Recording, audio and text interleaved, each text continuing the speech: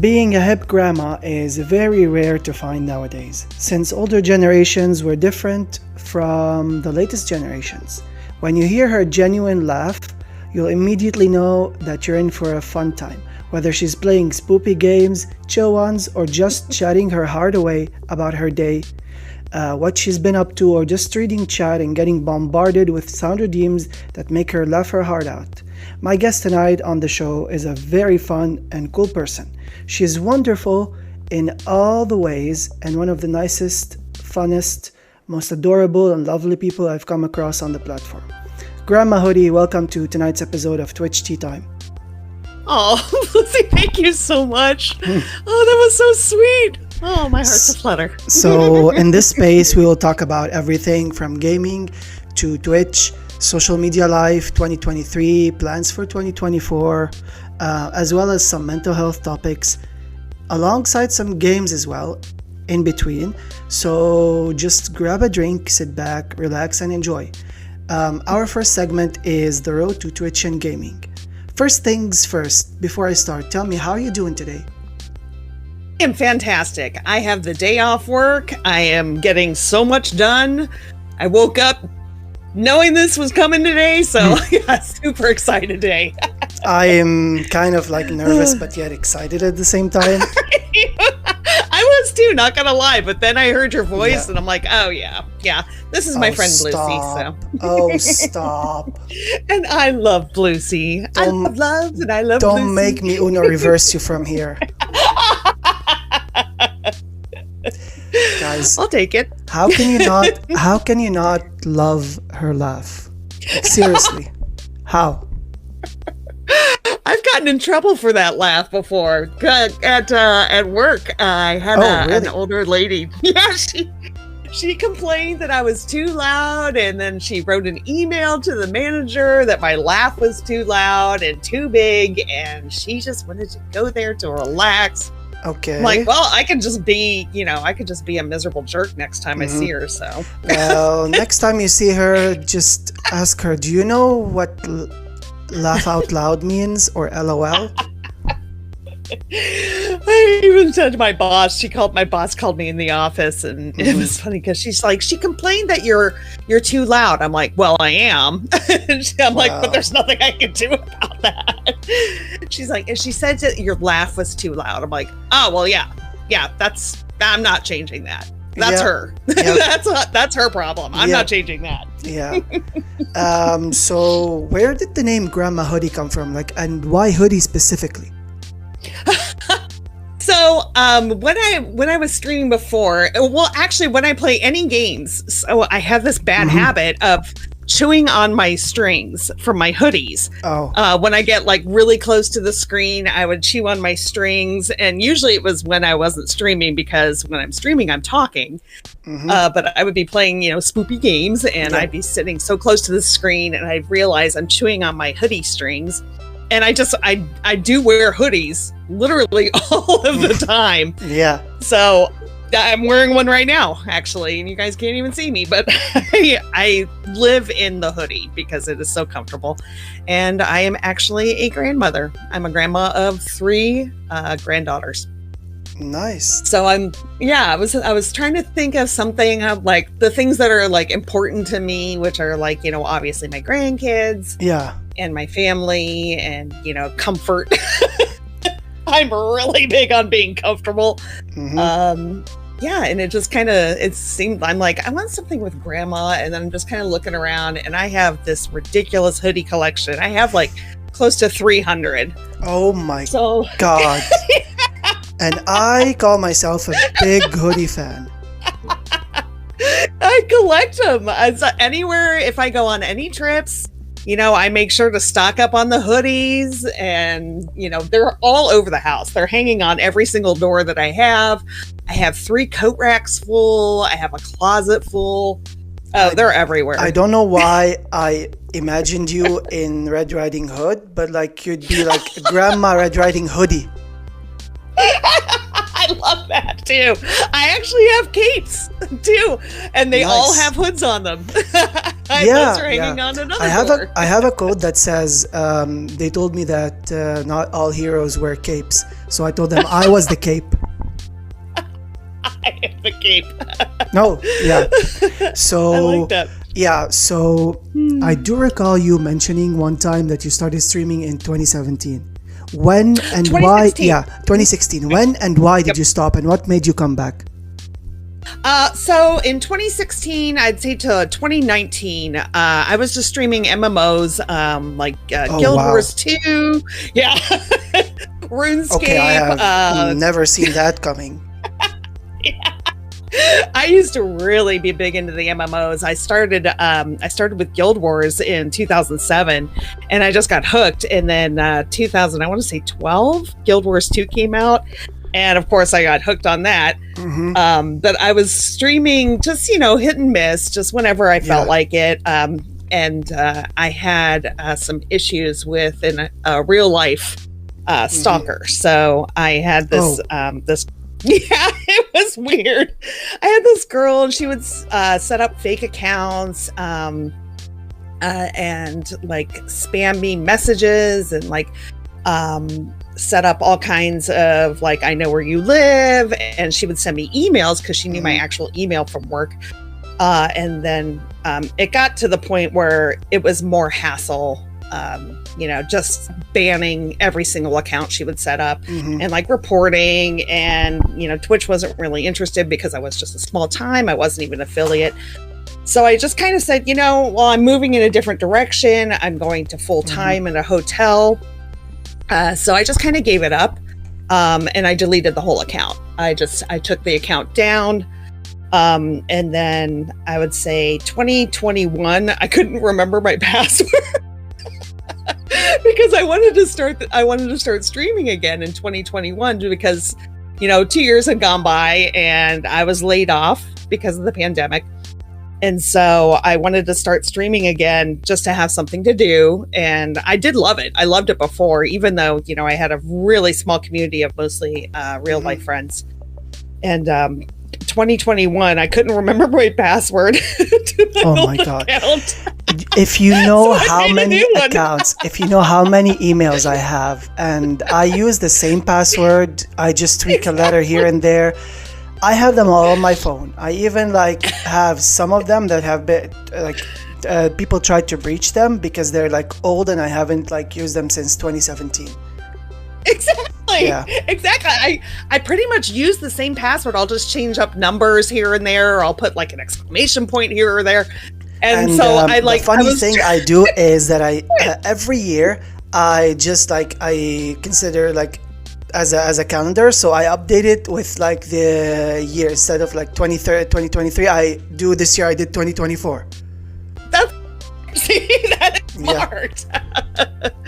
But then knowing me, I would be sitting there. I'm 2017, 2018, 2019. Nope. I do that. I don't know. I give up. Yeah.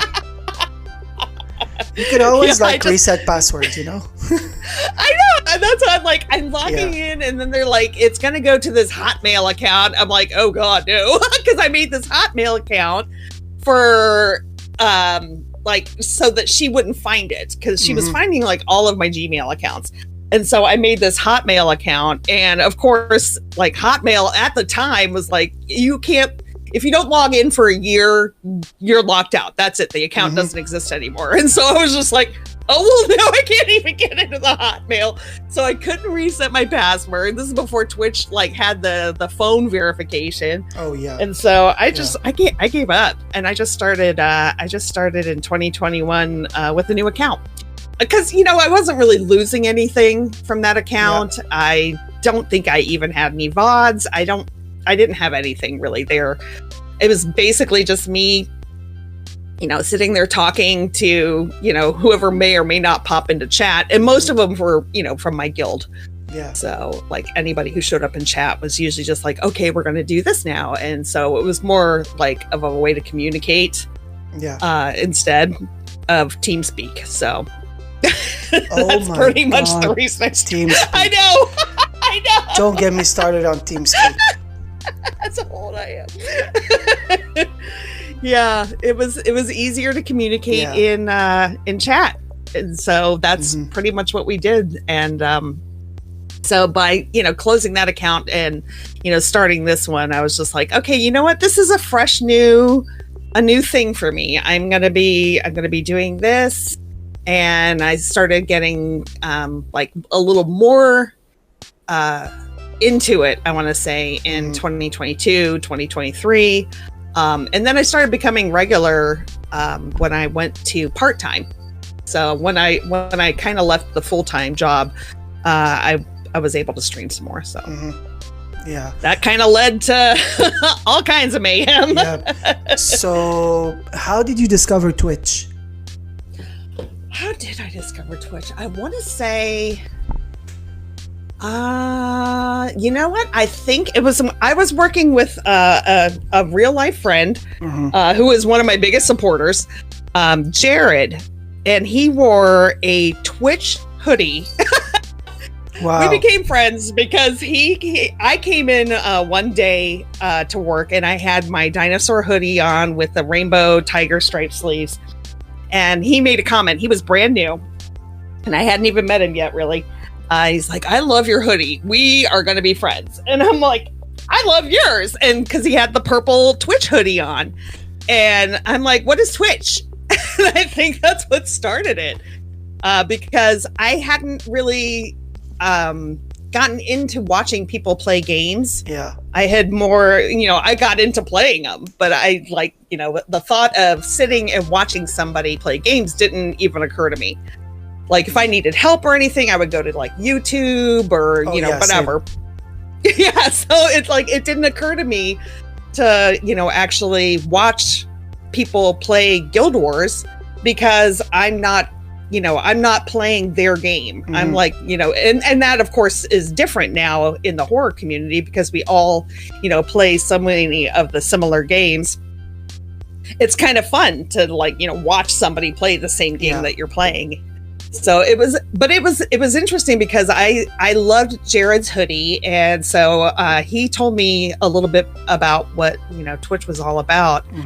And I'm like, oh, I got to check that out. And that was it. After that, I never looked back after that. I was hooked. Yeah, I was hooked. Of all the redeems on your channel, which one is your most favorite? That's a good question. Probably shut up, Grandma. Oh, shut up, Grandma. Shut up, Grandma. That's probably my favorite just because people love to use it when I'm in the middle of a story. Because I can get to talking and oh my God, I will sit there in the game for an hour because I get to talking and I'm so distracted. Hey, this is not Phasmophobia. Exactly. Or this is not, I don't know, Pal World. Yeah, Pal World, Phasmo. I've had some horrible Dead by Daylight runs that, I should never play that. I'm just bad at it. We're going to get to that. We're going to get to those games later on. Yeah. Good. Oh, yeah. And you're going to get your revenge on these games later on. So don't worry. Don't worry. I'm here for it. Yeah. So, how did you decide on what content you're going to be streaming after you've returned? That's a good question too. I honestly decided on the content based on what I enjoyed watching. So I kind of came back and I was doing some RuneScape streams. I think I even have some clips or whatever on some RuneScape, RuneScape streams.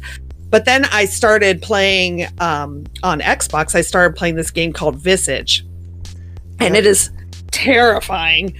And so I realized that I didn't know how to start the different characters in Visage. So there's the three stories, and I thought, I couldn't find it anywhere on Twitch. I couldn't find it anywhere on YouTube. Like, how do I start this? Unless I went to Reddit and like had to read it. So I started doing, Visage. I started playing Visage online on Twitch. And then I made these little like, okay, if you want to start Dolores's chapter, this is how you do it. If you want to start this chapter, if you want to start that chapter. And so I was just doing these little things, but then I would get into playing and I would be so engrossed in the game that I wouldn't even remember that I was streaming. So I'm like, that's the content that I should probably be streaming, not an MMO. You know, something that sucks me in like that I don't even, you know, pay attention to the camera. Chat scares the crap out of me. Yeah, you just forget yourself. When I am so immersed in like a game like, you know, Visage or Phasma or whatever, it really drew me towards that community and the, you know, people who do play those games like you and, you know, like some of my other favorite streamers. I have such a fun time watching them, and I learn a lot too. You know, it's like the reason I wanted to watch Twitch in the first place, because I was like, you know, I'd find these little hidden areas at RuneScape or like Guild Wars 2. I'd find these little hacks on builds, and I would say the community is what really drew me towards the games I play. Yeah. So you've got a lot of stories to tell, especially on stream. Always. Yeah. So there's one specific story I really left my heart out when I heard it. Last time you were at the dentist. Can you tell us that story again, please, if you don't mind, of course? Oh, God, which one? The last one where you were like, under... Remember that one? I think I was on stream that time. Oh, my gosh. She kept telling me to stop talking, and of course I can't because I can't. But the last, oh gosh, what? I have so many stories. I just went and got my tooth filled again. She had given me Novocaine, or whatever the shot is that goes into your gums, and so I wasn't able to talk. But she literally had to brace my mouth open with this little rubber plastic thing because I wouldn't shut up and I wouldn't stop talking. Oh, the one that makes your teeth like... Yeah. Oh my God, yeah. Ellen has done this as a challenge with celebrities. She gave them this, and they had to spell like, what's it called? They had to say phrases. That's what it felt like. Yeah. That is exactly what it felt like. I was sitting there like an idiot. Drooling and stuff, yeah. And then, because she had asked me, and she's just this super nice girl. Her name's Rhiannon. And she's so kind, and she's like, what do you like to do for fun? And like, that's a horrible question to ask me before she's gonna like ask me to keep my mouth open and not talk. I say, okay. And then, of course, I come home and immediately stream without even, an hour between, and I still can't talk. I'm drooling all over the place in stream. Well, there you go, guys. This is how she turned into a Saint Bernard. Accurate. Yeah. Gosh, that woman, she puts up with so much from me, too. Yeah. I just went back and had my teeth cleaned this past week. I want to say Thursday, maybe. Yeah. Same girl. She's like, so are you still having fun on stream? I'm like, I thought I got a job. Has she ever come by your stream? She has not. She has promised that she will, though. And I do have a couple of guests that I have talked to that said they're going to have to stop in one of these days. And of course, some of my coworkers are like, oh, that sounds like fun. You should do this. You should do that. And, everybody, you should stream Fortnite. I'm like, no, you wouldn't like that. Believe me. Yeah. Like, I have my niche. But yeah. I love my dentist, by the way. Yeah, there's no doubt about that. But like, no offense, but not all grandparents are as hip as you. How do you consider yourself different yet the same as younger generations? Honestly, it's pretty easy because I'm going to be 52 this year, and most of the people that I work with are in their 20s because I am a lifetime server. So I'm a career server. I'm in this for the long haul. And most of the people that I work with are either in their 20s or 30s because, serving is, something that can get you through. It's fast money, and a lot of people don't stay in it. But, as a career server, I meet a lot of younger people, and keeps me feeling fresh. I forget all the time that, I could be their mom or their grandma. I forget all the time. We have these really close, friendships because, being in the service industry, it's kind of like being in the trenches. You're all dealing with the same people, and a lot of them are hostile, especially right now. And so it's, you make these friendships kind of based on shared trauma, and it almost doesn't even matter, how old they are, because, you're in the trenches with these people, and they become some of your closest friends. My bestie Jared is 20 years younger than me, and my really close friend Valerie and Rafaela, and like these friends that I have in real life, they just one just graduated high school. The other one's still in high school. Yeah. And these are like, tried and true friends. These are friends that, depend on me and I depend on them. So it's really easy because there's no line, there's no age line, at least in the service industry. Yeah. They forget I'm old and I forget they're young. And that, it kind of crosses over into streaming too. I don't really even remember that, a majority of the people that I'm friends with are younger than I am. That's nice. Yeah. Until I get up and fall over. Well, I can relate to that. See? And that's not even an age thing. Everybody can relate to that. Sometimes I stand up and my butt is like, nope, not today. And then I fall down. Like, oh no, you just sat for 6 hours, hon. I'm like, you're going to fall over. You suffocated me for like hours. Now you get to suffer. Exactly. Yeah. So, what are your limits regarding your streams? Like, what would piss you off? What's the big no-no? What's allowed? What isn't? Any kind of bigotry. That is the number one thing that will shut me down. As a member of the LGBTQ plus community, anyone comes in with any kind of bullshit, sorry about the language, but anyone comes in with any of that, okay. I don't put up with it. I absolutely do not put up with it. I don't deal with bigotry in any form, fat shaming, thin shaming, body shaming in general. I'm not into it. You know what? People are the way they are, and like this whole, I don't know how to put it, but like this tolerance thing, we're not, why? Like, you don't have to tolerate me. The other day, and this is a really good example, at work, somebody had asked if I was married, do I have a boyfriend? I'm like, oh no, I'm gay actually. And they said, that's okay. I'm like, I know.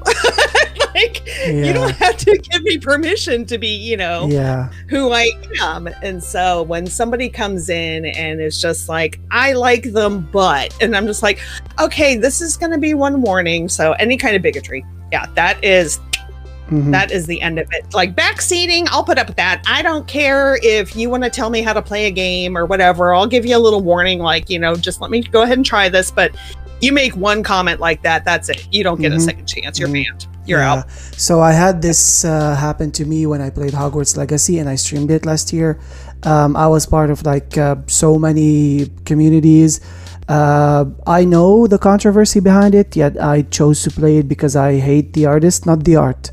And it's my stream in the end. So I was like, there's a partner that came into my chat that I know, used to be a friend of mine. I was in his server. So I put like a self promo thing in his server saying that like starting Hogwarts Legacy, or like, I think I was in the middle of it. So he came into my chat. He was like, hello, I removed your self promo from my server because I am against this game. I'm like, yeah, I know what's behind it. He's like, oh, so you do know what like what's going on, what the issue is, or like what's the story behind this game. I'm like, yeah, but that doesn't mean I should hate on it. And plus, it's not her, the maker or the creator of the world, that gets the money. She only got paid for the royalties for them using the assets. The money goes out to the people who made the game. That don't have any relation to her. And he still insisted on like calling me out. And he said, I tried DMing you, but I couldn't. I told him, yeah, my DMs are closed. You have to add me as a friend. Then he was like, well, judging by what I've heard, you're willfully ignorant. I'm like, this is what flipped me off on stream. I'm like, bitch, I'll tell you who's willfully ignorant. Ban. And then like 4 or 5 people reported him. And then I'm like, he's banned. And I've told some people I mod for because they know him. This happened. And I'm like, please, I don't tolerate him. If he has like a purple tick next to his name, he shouldn't be a dick about it. He should be exactly. He should be more open-minded. And then there's like another streamer. She's from Canada and she claims to be like, oh yeah, I'm all wholesome and I'm all open-minded and very comprehensive. Then she sees me playing Hogwarts Legacy because I was on her Discord, and she's like, I thought you were better than this. I thought you were wholesomer. I trusted you, blah, blah, blah, because of like the anti-Semitism. I'm like, do you even know what's going on here in the Middle East? Do you even know that people have been slashed in half just because they're waiting to get some food to eat?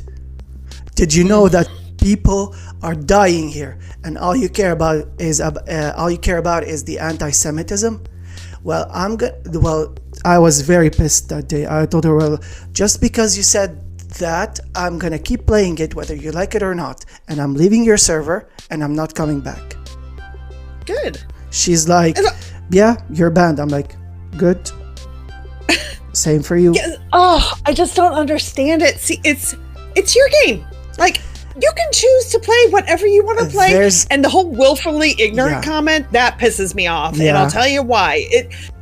You explained, and you didn't even have to. You don't owe these people explanations. I've seen trans people play this game and stream it. Yes. Exactly. There is a trans character in the game as well. Oh, is there? I didn't know that. The bartender. I did not know they have they're played by or voiced by a trans person. Not many people know that, and if you Google it, it will tell you like there's a trans LGBT character. It's the bartender. So what even ticked me off about that female streamer is that I gifted her Disney Dreamlight Valley, and then she stopped playing it for two reasons. The first reason is my friend still was following her and was in her stream when the day after I got banned. So he was like, she went into the game and she was like, oh my god, they added they named the chests after wizards and stuff, Wizarding World. No, I'm not playing this You've got to be kidding. Nope. Oh, that is extreme. And she calls herself wholesome, and I did message her on Instagram. And I told her, you call yourself wholesome, you call yourself lovely. Well, I do see because she retaliated very hard and stuff, so I got very triggered that day. And I did tell her, I do see why some of your parents' toxicity in you after what you did. See, that's the thing. I know the controversy surrounding that whole, the Harry Potter universe and the books and, J.K. Rowling herself and, the anti-Semitism and the transphobia and whatnot. And the whole turf issue. I'll admit, I still watch the movies. What's her name? Bellatrix Lestrange, Helena Bonham Carter. She's the same mind as J.K. Rowling. I discovered that. Oh, I did not know that. Opinions, but Daniel Radcliffe, who played Harry Potter, was in an LGBT movie. Excellent. The movie is called Kill Your Darlings. It's like a dark drama, dark comedy. So he's just excellent in everything he's in. Yeah. So he really is. All of them are not against it, but I used to love Helena, but before she spoke out and she was like, yeah, well, I'm on JK.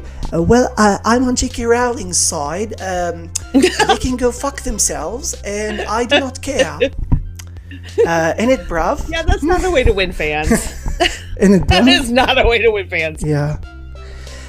It's a big shame because I also know that she sings and I love her singing voice. Oh, does she really? I didn't know that either.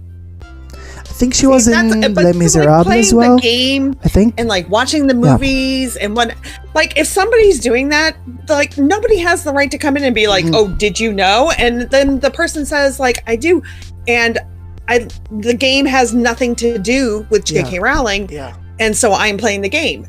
That should be the end of the conversation. There should be no, like, you know, this is like, these are choices that people are making. There are problems. You know, there were what was the controversy with Phasmophobia devs?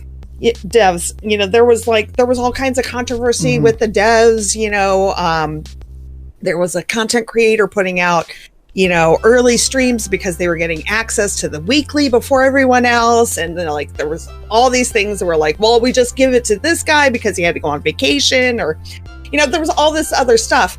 People were still playing Phas. You know, people knew about the controversy and people were still playing Phas. It's like, you know, and that stuff works itself out, but these are people making, you know, their own personal choices. Like, people would come into my stream and be like, have you heard what happened? And I'm like, I did. There's a big ass disclaimer that I'm running on in chat every 15 minutes.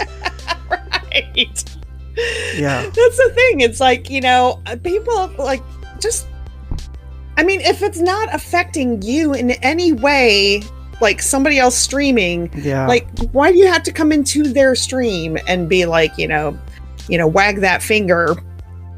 I don't know. Yeah. See, that's kind of up there. Like, I wouldn't say it's, you know, the same, obviously, as backseating, but it's like, you know, it's my stream. It's my stream. One of my close friends, she did something that I find as very, very, very wonderful. She told me, like, hey, I know that you're streaming this game. I'm not against you streaming it, but please do not self-promote when you're going live with it on my server, because I don't want, like, any drama, neither for you or me. I'm like, I respect that. That's how you handle it. Fair. Exactly. That's fair. That is absolutely fair. Yep. Yeah. So those are the last two questions of the segment. Okay. Sorry, kind of got off on a tangent there. I always do that. No worries. So, how many hours per day or week do you spend on Twitch in general? Oh, jeez. Oh, gosh. I'm going to tell on myself here, but it's usually, well, okay. So starting the new job changed things a little bit. I did have to cut back, but I get a 1.2 terabyte allowance on my home internet. Okay. So I have a limit on my internet, and I go over it every single month. Oh, same here. Because of Twitch.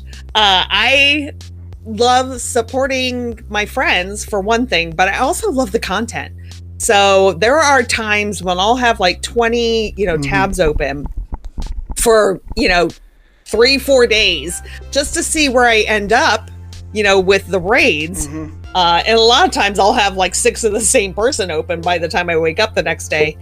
But I know that, Twitch only counts, what is it, two tabs for actual viewership. But someone told me that if Twitch doesn't have Opera browser verified, so I think you should use that to lurk and not earning like channel points, but like it counts you as an actual lurker.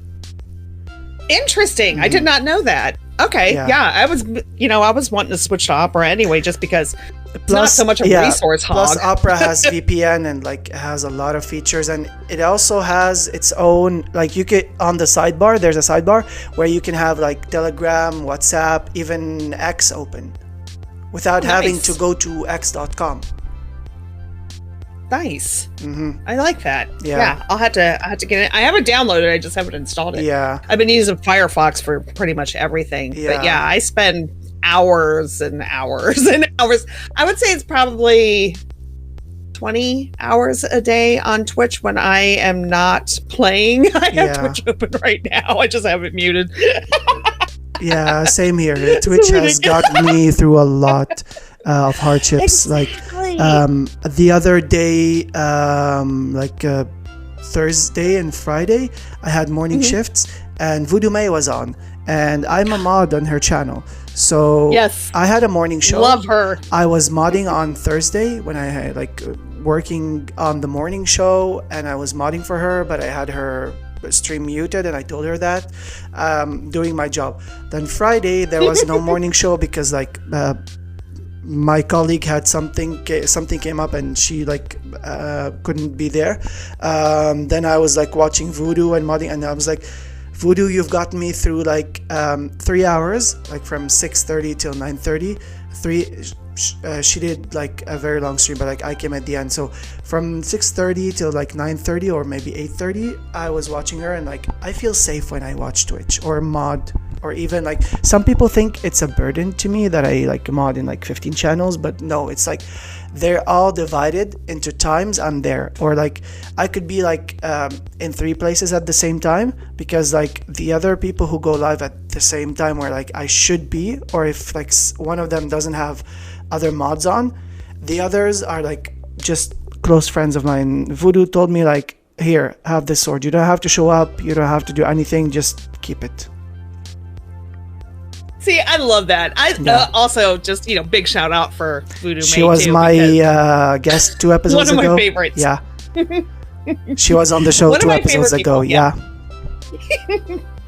She is another one that I was hanging out for. It is same thing. It gets me through the tough times, because I was waiting to hear back on this job and everything else, and she was doing her celebration for what was it? The Twitch anniversary. Was it in February? Million anniversary. Yeah. So her Twitch affiliate. Yeah, her Twitch affiliate anniversary, and I got to hang out that whole stream, and I had so much fun because, and I say this all the time, a rising tide lifts all boats. When everyone came in at the end, she's like, well, I'm going to wrap it up here. We didn't hit my sub goal. We didn't, because she was kind of doing a subathon celebration. Mm-hmm. And then just these people came in and just 20 gifted subs here, 20 gifted subs there, 10 gifted subs here, and just got her over the goal and way past it. It made me feel good. And I love that. I love about this community. It's so freaking wholesome, and her gratitude, oh god, I'm gonna start crying if I talk about it, but her gratitude, for people just coming in there right at the end, you thought you were leaving, and just blowing her up with bits and subs. What a day. Just so you know, as I said, she was my guest 2 episodes ago, but you should hear the episode, because she shared some really dark stuff with us. I don't think anyone else knows these. So in the mental health or life experiment segment, but from what I've heard, she's come a long way. I'm very grateful to know her, and I gave her a mod sword as well, and I told her you don't have to show up, just keep it as well. Yep. Yeah, she's just absolutely one of my favorite people, and now knowing that she's been through horrible trauma, even more. Sometimes such a bright shining light. Sometimes I could be lurking in or a bit as I come in, I see some third-party bots that don't add to your viewers, that just lurk there, attract bots. Sometimes they could attract follow or hate, or follow bots and stuff. So I banned these, and one time I got called out. They're Blue Sea, I didn't know you were here. I'm I turn around, imagine me in real life. I'm I turn around, I don't exist, I'm a tumbleweed. I'm you saw nothing. Speaking of tumbleweed, do you know how hard it is to find a walk-on sound that has anything to do with tumbleweeds? I mean, you could always put that Western music. The Western. Oh, setting up walk-ons, and I'm looking, tumbleweed. If you want a walk-on for myself, if you want a walk-on for me, I do have one that I love, that I clipped for myself, saying that's what she said. Absolutely. It's like under a second even. I love it. Send it. I will. So, final question on the segment. What games you never see yourself playing? Oh, God. Let me think. Would never see myself playing. Mm-hmm. I'll play pretty much anything, but I gotta say, I am just not that big of a fan of first-person shooters anymore. Same. I used to like, and I know it's more of a looter shooter, but I loved Borderlands. But it's gotten kind of boring, so I don't see myself ever going back to Halo. I don't see myself, which is not really a shooter, but it's more, I would think that's more of an RPG. But there's Call of Duty, not into those. There's a Borderlands movie, by the way. Is there really? I think they released it, or it's coming soon. Oh, I will watch that. Yep. See, Borderlands I love because I'm a hoarder, so I want all Hoarderlands. The stuff. Hoarderlands. Hoarder. I love it. Hoarder. Okay. I'm stealing that. Go ahead. Yeah, first-person shooters.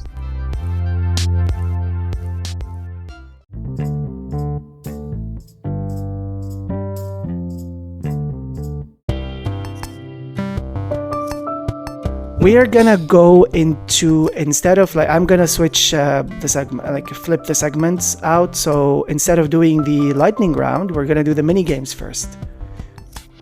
And this is where you're gonna take revenge on games. Yeah. So I've added a fun little two mini games. In this mini game, I will name a set of 3 games each time.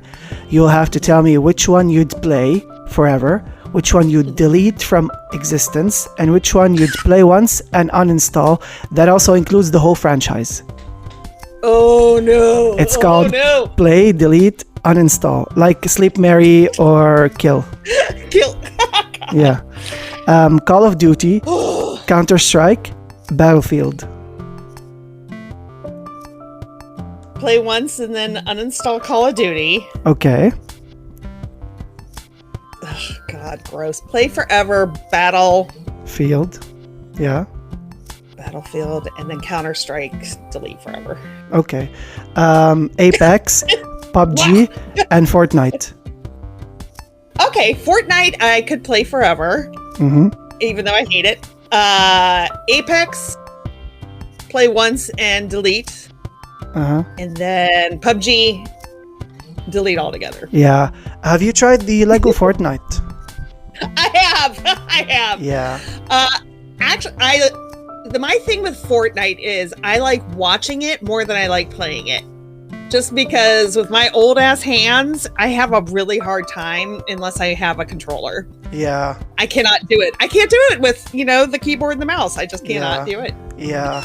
I played on the Switch and I'm like, I still have the Christmas tree skin and the present, like the gift skin. I'm like, they asked me the other day, like, why do you use the Christmas tree? I'm like, I want to blend in with my fellow trees. That's such a bluesy answer. Yeah. So Doom, Quake, Diablo. Oh wow, that's a good one.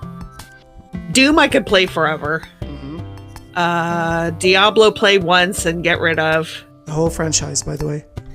Yeah, God. I love Diablo. I do too. It's okay. No, I switched that. I want to switch those. Yep. Diablo play forever. Doom play once and then get rid of. And then, especially since that last one just really ruined my life. And Quake I could just get rid of. Okay. So Valheim, Stardew Valley, Minecraft.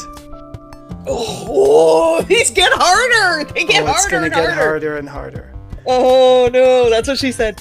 We're gonna get into the horror aspect in a bit.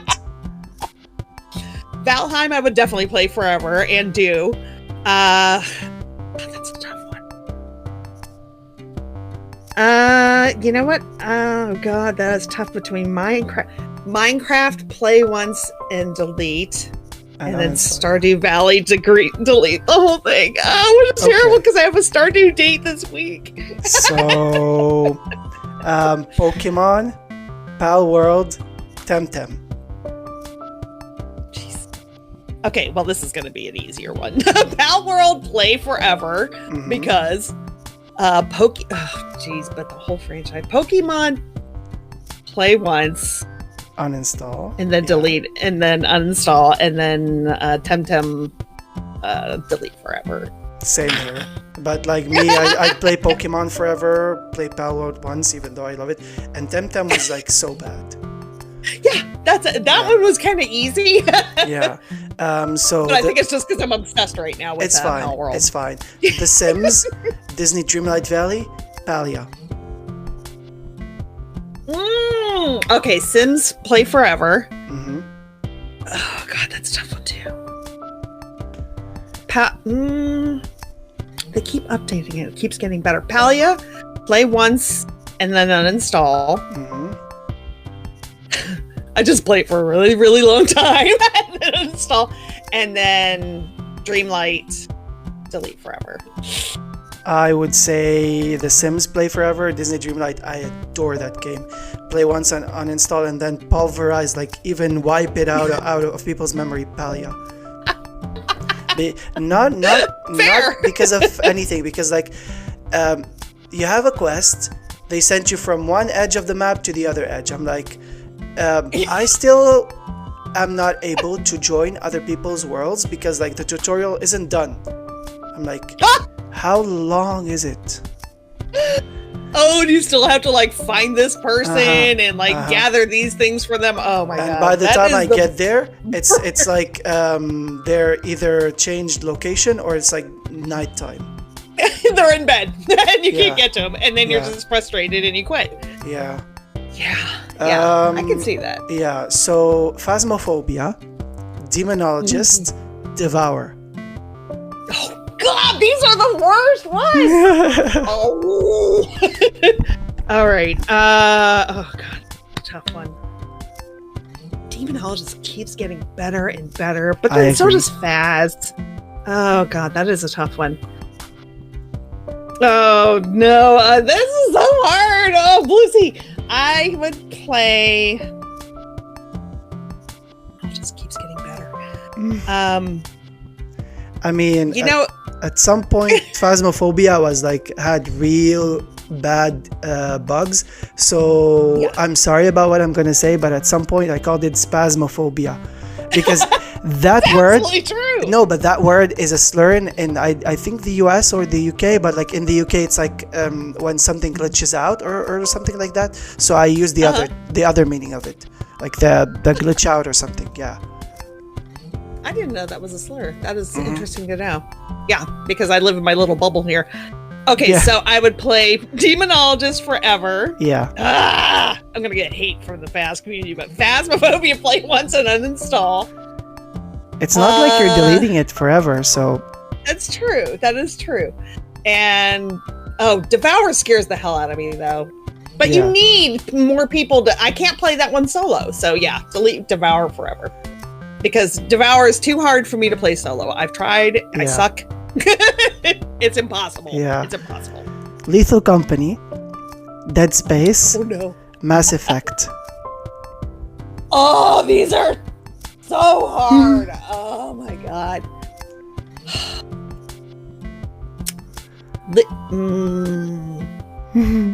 It's so funny and it keeps getting better too. Lethal Company forever, just because it's hilarious. Yeah. Mass Effect, play once and uninstall. Okay. And then delete. Dead Space. Dead Space. No, but Dead Space is so good too. No, I want to switch Mass Effect to Dead Space. Okay. I will switch Mass Effect to Dead Space. Okay. Because I do love Dead Space. Visage, by the way, not visage, because visage means face in French. Visage. Madison. But in the United States, we say visage, like that is your face, that is your visage. Oh, I did not know that. Yeah. Well, I was saying visage for the longest time too, and they're just like, oh, you say it fancy. I'm like, that's how you say it, and they're like the American side, and like, I'm gonna Google this, and so I Googled it on stream, and then it's just like American pronunciation is visage. I'm like, it's the same thing. Well, yeah. So Visage or Visage, Madison. Yeah, there's a dumb down. And Five Nights at Freddy's, which in my opinion sounds like a gay porn movie. Five Nights at Freddy's. Five nights, two guys, many toys, one teddy bear. What could go wrong? With guacamole. Oh god. Okay. Play Forever Visage. It's just nicer to say Visage. Yeah. Play Visage Forever. Play once and uninstall Five Nights at Freddy's. Okay. And then delete forever. I don't remember what the last one Madison. was. What was the? Oh, Madison. Oh, wait, no. Madison's super scary too, though. Play Madison once and then uninstall and then delete forever Five Nights at Freddy's. Dead Island, Left 4 Dead, Dying Light. Dying Light, easy one. Dying Light, play forever. Mm-hmm. Oh no! Now it's Dying Light, where and it gets tough. by the way, Dying Light and Dead Island have the same not company, but like the same devs. Really? Mm-hmm. I didn't know that. And they use the same zombie models in some of Dying Light from Dead Island, the same zombie models and the same zombie voices as well. I didn't know that either. Mm-hmm. Oh god! Now I'm gonna pay attention. I always go through the splash screen so fast. No worries. Tap. Same here. Dead Island. Dying Light for sure. Play forever. Play forever, yeah. What was the other one? Is Dead Island and Left 4 Dead. Oh god, that's so good too. Left 4 Dead. Play once and uninstall. And then delete forever Dead Island. Because it's basically the same thing, right? Kind of. Kind of. Okay, fine. I hate these questions. Well, I'm kidding. There's 3 more. It's fine. There's 3 more. I just like picking the brains of my guests with these questions. No, these are great. Yeah. These are great questions. So, I love this. I could talk games all day. Yeah. The last 9 ones are Alan Wake, Resident Evil, The Evil Within.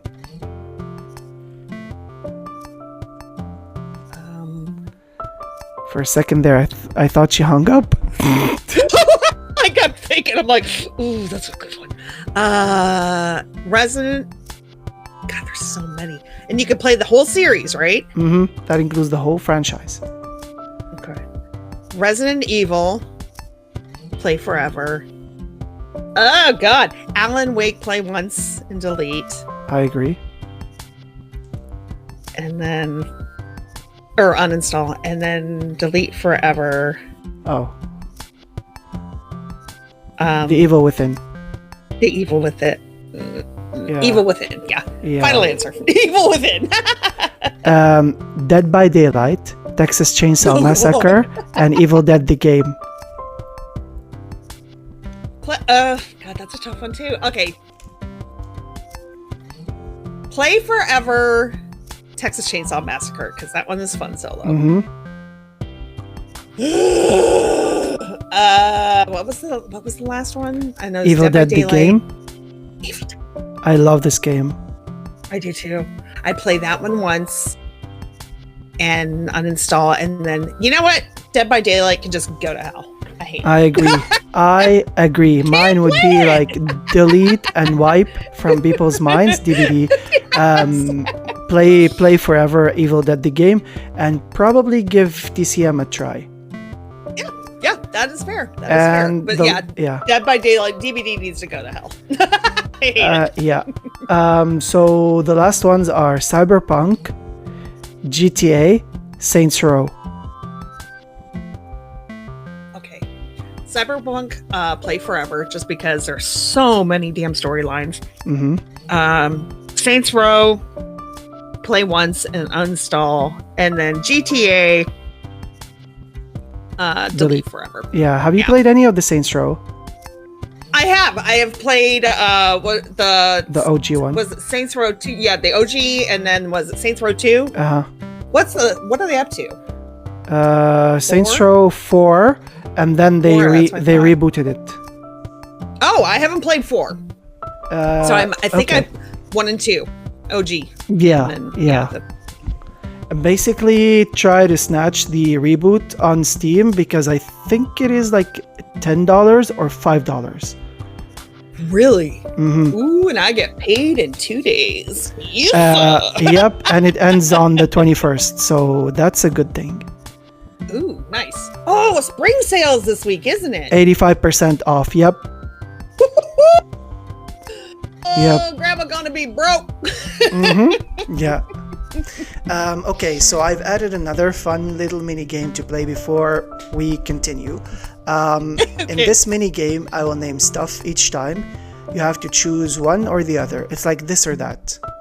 Okay. It will be divided into 2 parts. One part with stuff, the other with celebrities. Okay. This is fun. Soda or sparkling water? Soda. Okay. Normal milk or chocolate milk? Chocolate milk. Oh, easy. Yeah. Iced tea lemon or iced tea peach? Ooh, that's a good one. Iced tea peach. Okay. Lipstick or mascara? Mascara. Easy. Personal vehicle or public transport? Public transport. Okay. TV series or movie? TV series. Walmart or Target? Target. Coffee or hot chocolate?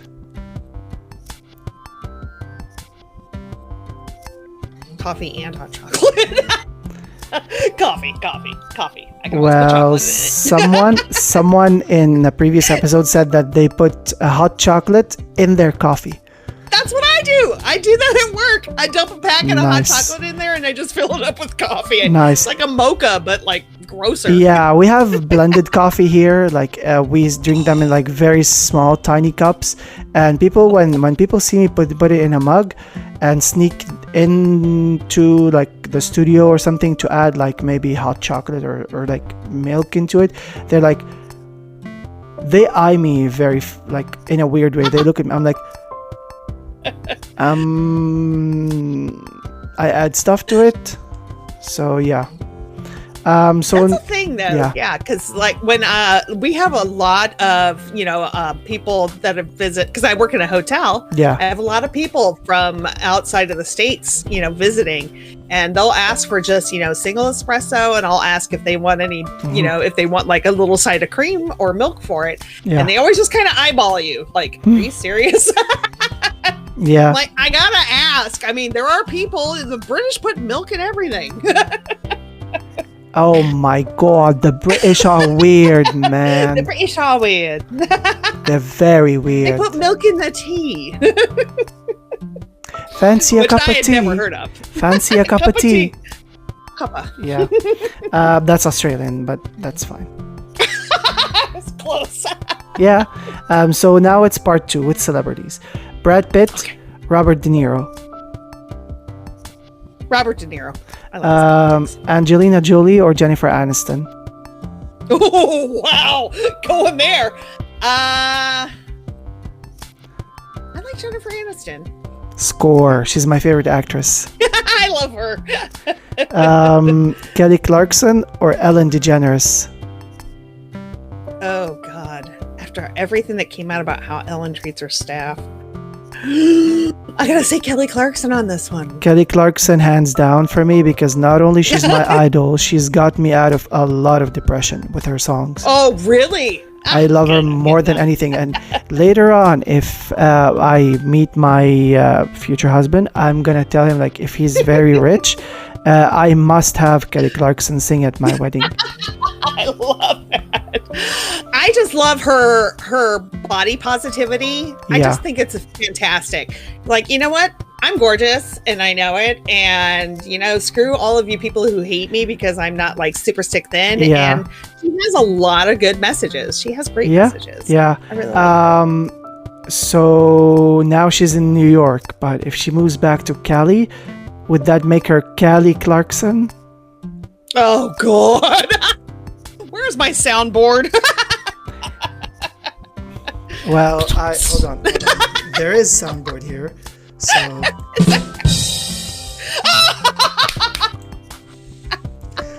okay, so Justin Timberlake or Justin Bieber? Oh, I gotta calm down. Didn't it just come out that Justin Bieber is like a huge dick? I mean, yeah.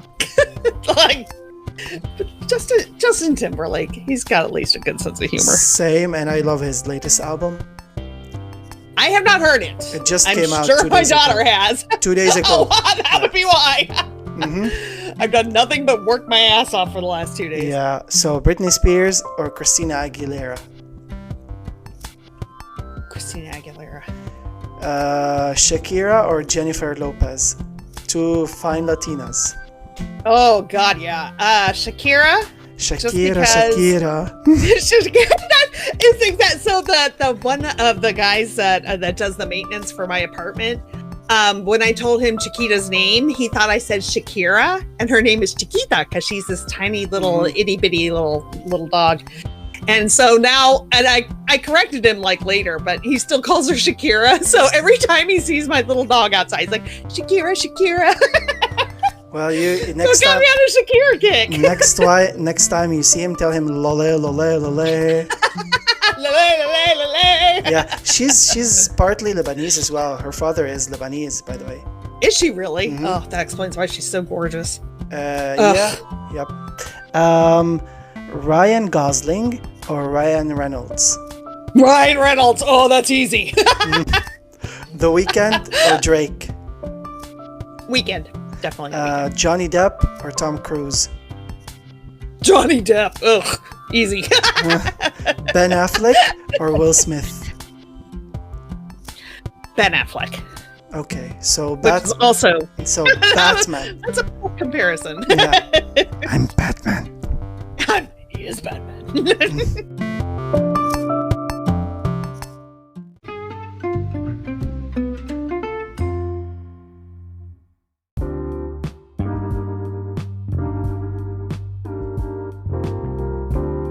Now we're gonna do something fun as well. It's the lightning round.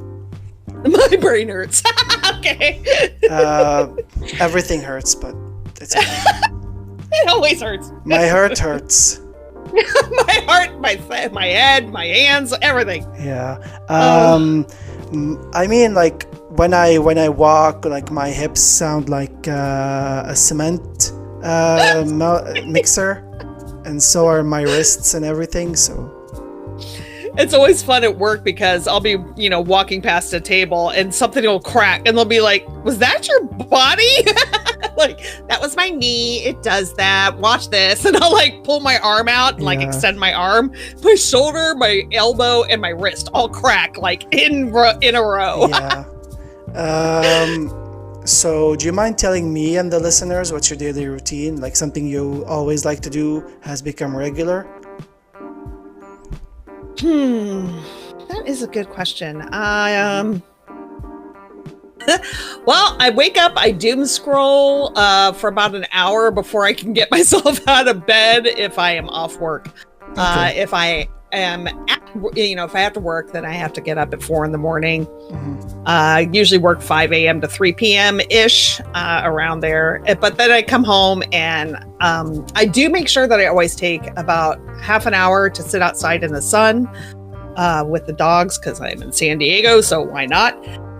But I sit outside with the dogs and they have a little bed outside that they can hang out and they sunbathe. So I would say probably getting sun is probably something that I make sure I do on the regular. Okay. And stuffing myself with cashews and carbs.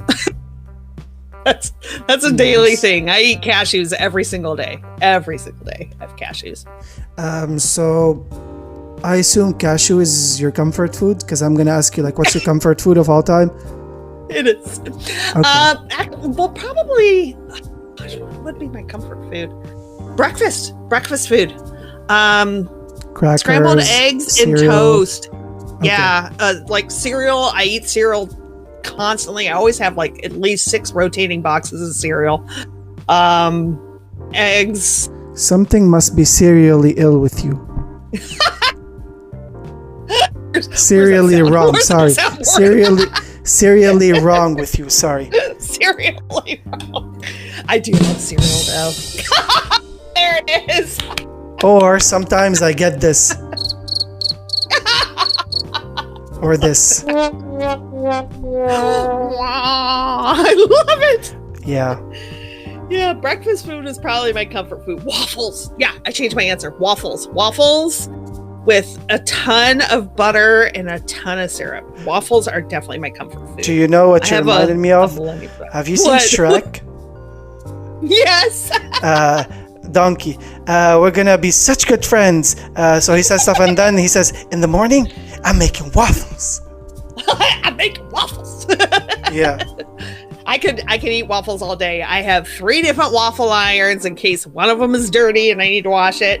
I have a Millennium Falcon. I have like a little mini waffle iron, and then I have like the deep Belgian waffle iron. That does not sound like a waffle idea.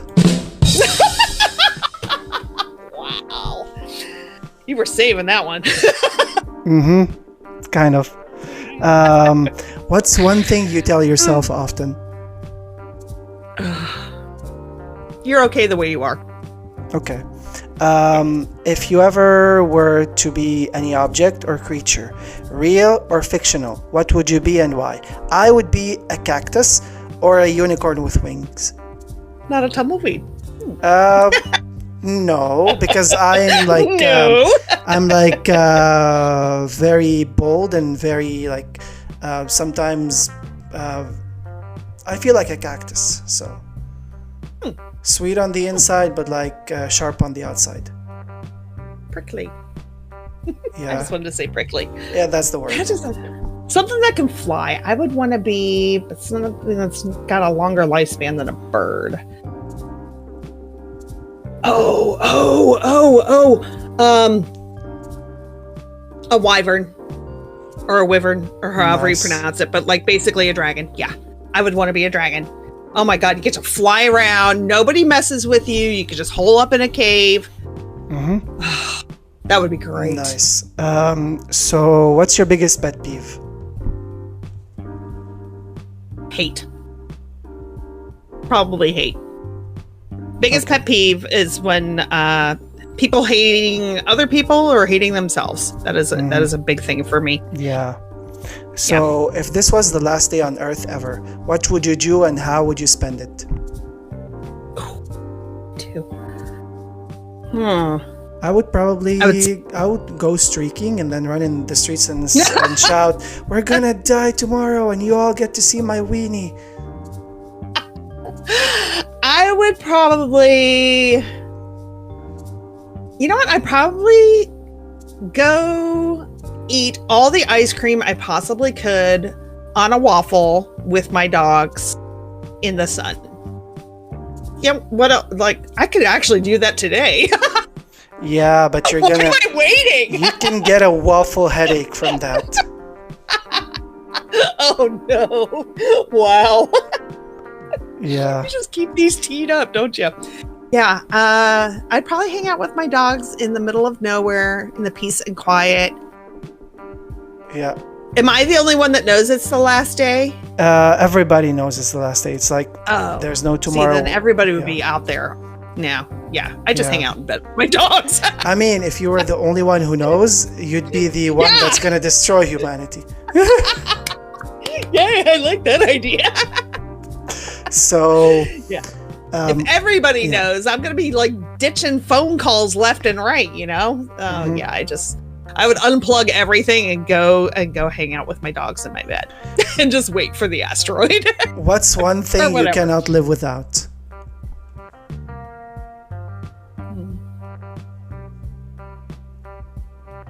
One thing I can't, water.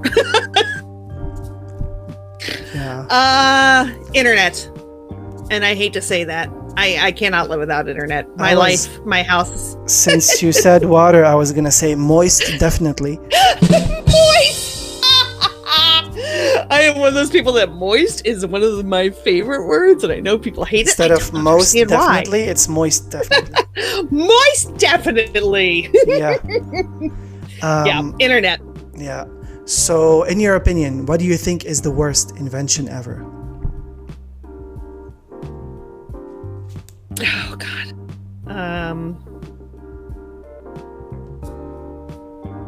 Guns. I agree. Definitely guns. Yeah. Guns. What's your comfort off-stream game? Valheim. Fair enough. Yeah. Nobody watches Valheim streams, like, at least that I've seen, because it's just so much fun to enjoy yourself and build, and nobody's like, you should put this here, you should put that there, and you should put it over here. Like, you know what? I'm gonna just do whatever I want to do. So yeah, probably Valheim. So what's one thing you spend a lot of money on besides games? My dogs. Yeah. Ridiculous amount of money on the dogs. It would be tied between the dogs and the grandkids, because my grandkids live 2,000 miles away. So I have to ship them everything. But yeah, between the dogs and the grandkids, it would be split pretty evenly. Yeah. So besides gaming, what are your favorite hobbies? Art, actually. Drawing. Something I enjoy doing on my time. It's like everyone has been like, oh, you're so, you're really good at drawing and you're good at art. You should do this full time. And like, if I did it full time, I would hate it. So yeah, I like to keep it at hobby level. But yeah, definitely drawing. And honestly, TV. I love watching movies and watching, TV. I watch the same series over and over again. So what's one thing you'd like to share with me tonight that not many people from Twitch know of? Question. Oh my gosh. Something that makes... I am so open about my life. And I think a lot of people know almost everything about me.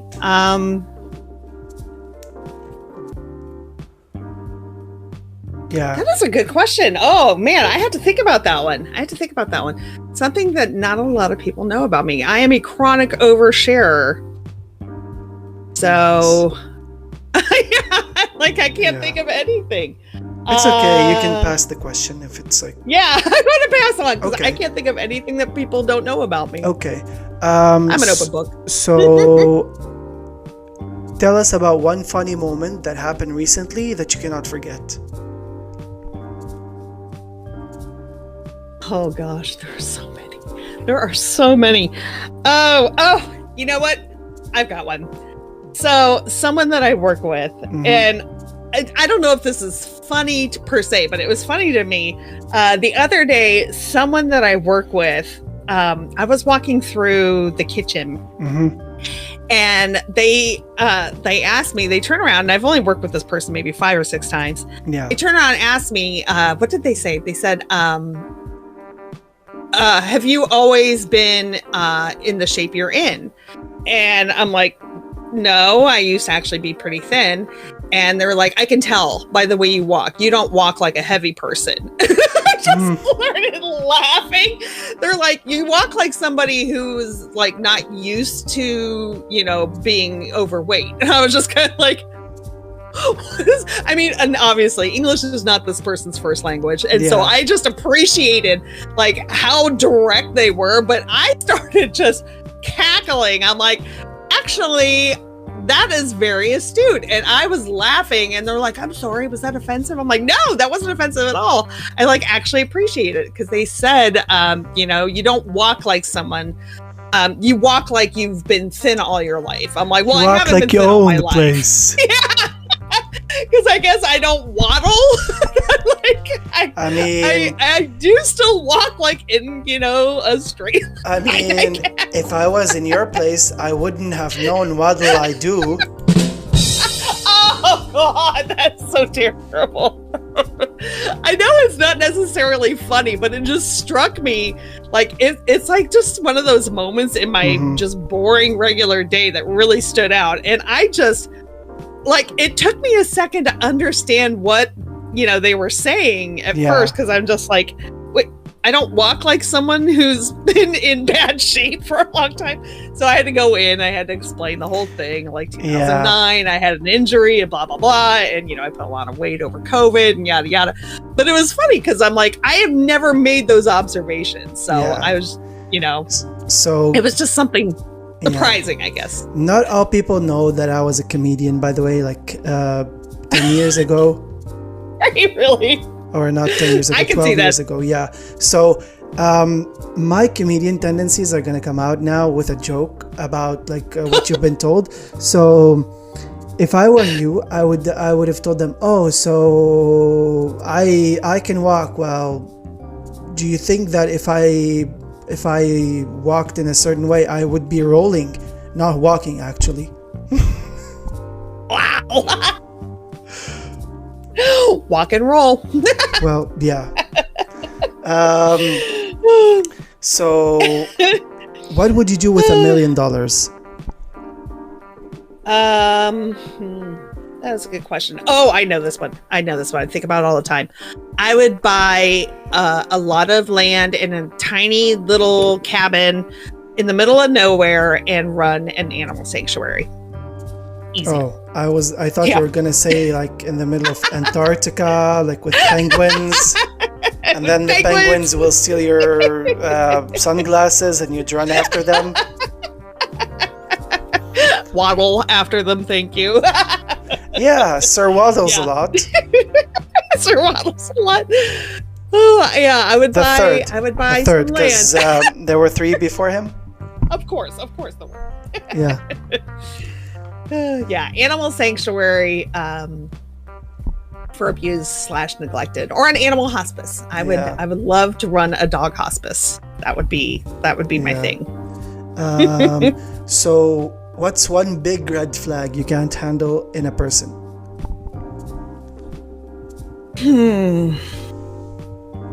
I can tolerate a lot because I am a people pleaser. I would say one thing that I cannot handle is belittling. I can't handle it if someone is belittling or talking down to other people. I can't do it. I can't get over that one. If your life was ever to be either a movie, a TV show, or a video game, what would it be named and why? Movie, TV show, or video game? Mine would be question mark. I was gonna say, I don't even know what mine would be, like the ever-changing adventures. Or mine would actually be My Soup is Confused. My Soup is Confused. I don't know what I would hope mine would be towards more like science fiction-y, but my life isn't really science fiction-y. I'd call it resilience. Resilience. I've had cancer a few times. I've had some trauma in the past. Yeah. And you know what? I came back and I'm still here. Yeah. And I'm not dead yet. So resilience. Yeah. I'd play that. So which genre would your life theme song be, and who would you want to sing it? Ooh, good question. Genre would be shoegaze. Oh, and wow. Yep. I love that. Genre would be shoegaze. I love Rachel Goswell from Slow Dive. So I would absolutely want to have Rachel Goswell or Richard Butler from Psychedelic Furs. I would love to have either one of them sing my life. Oh my God, Richard Butler's voice. If you had one special superpower, what would it be and why, and how would you use it? Flying, easy. And I would just, oh no. Can I change it? I want to change it. Yeah, you can change it. Teleporting. I want to be able to teleport. Same. But teleporting shouldn't be a thing that everybody knows and can use. It should be earned or learned or taught, actually. Yes. Because if everybody knows how to teleport, like you'd find criminals in your house at any second. That's true. Yeah. And I wouldn't want want to do it like what's his like Nightcrawler. I wouldn't want to have to see where I'm going. I want to just be able to like think that I want to go visit my grandkids, hop in for an afternoon, celebrate whatever, come back home, you know, and be able to take people with me. That would be amazing. Like wrap my arms around my dogs and be able to teleport them too. I want to teleport. Yep.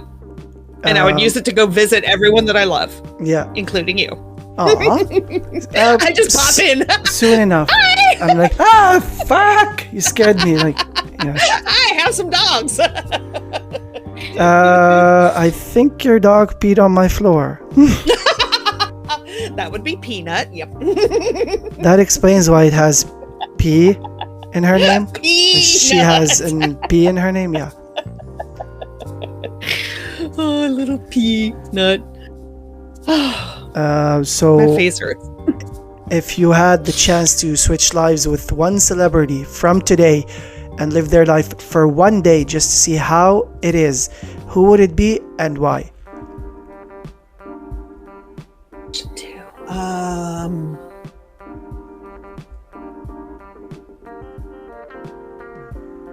Say one celebrity, huh? Mm-hmm. Who would I pick? I would pick Jennifer Lawrence, actually. Nice. Because I feel like it would be an easy transition and nobody would even notice. Like, she's such a dork. That's I feel like one of my favorite words. Nobody would notice. That's one of my favorite words, dork. Dork.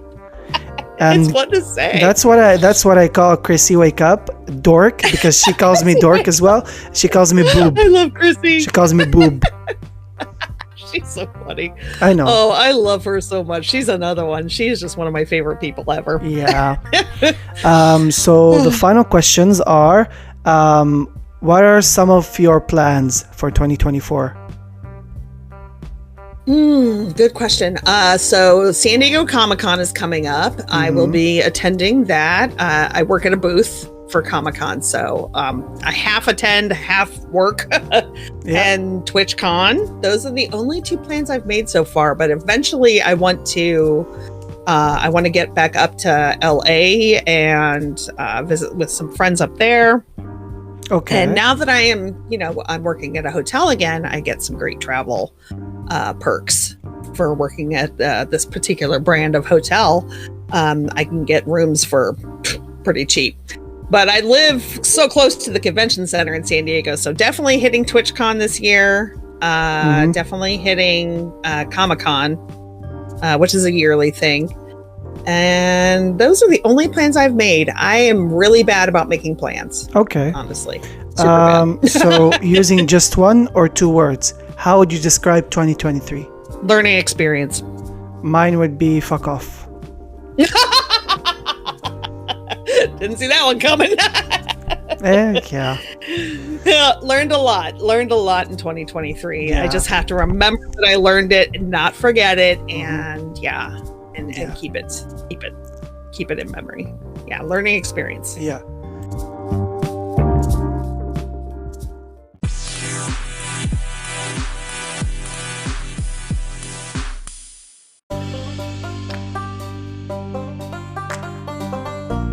We're gonna go into the mental health segment, which is a very serious one.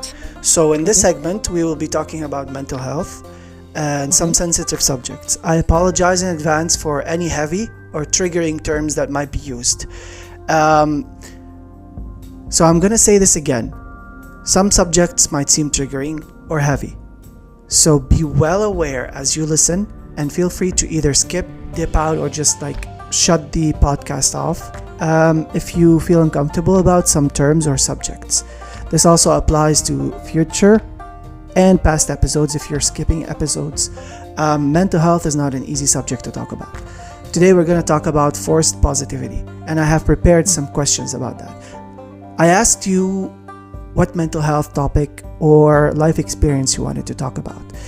You specifically said, something that really resonates with me is forced positivity, especially in people with depression. We are bombarded by these messages that we can change our minds with repeated positivity mantras, but also feel like failures when we don't succeed. Maintaining a cheerful outlook isn't something we can just practice, especially with past traumas.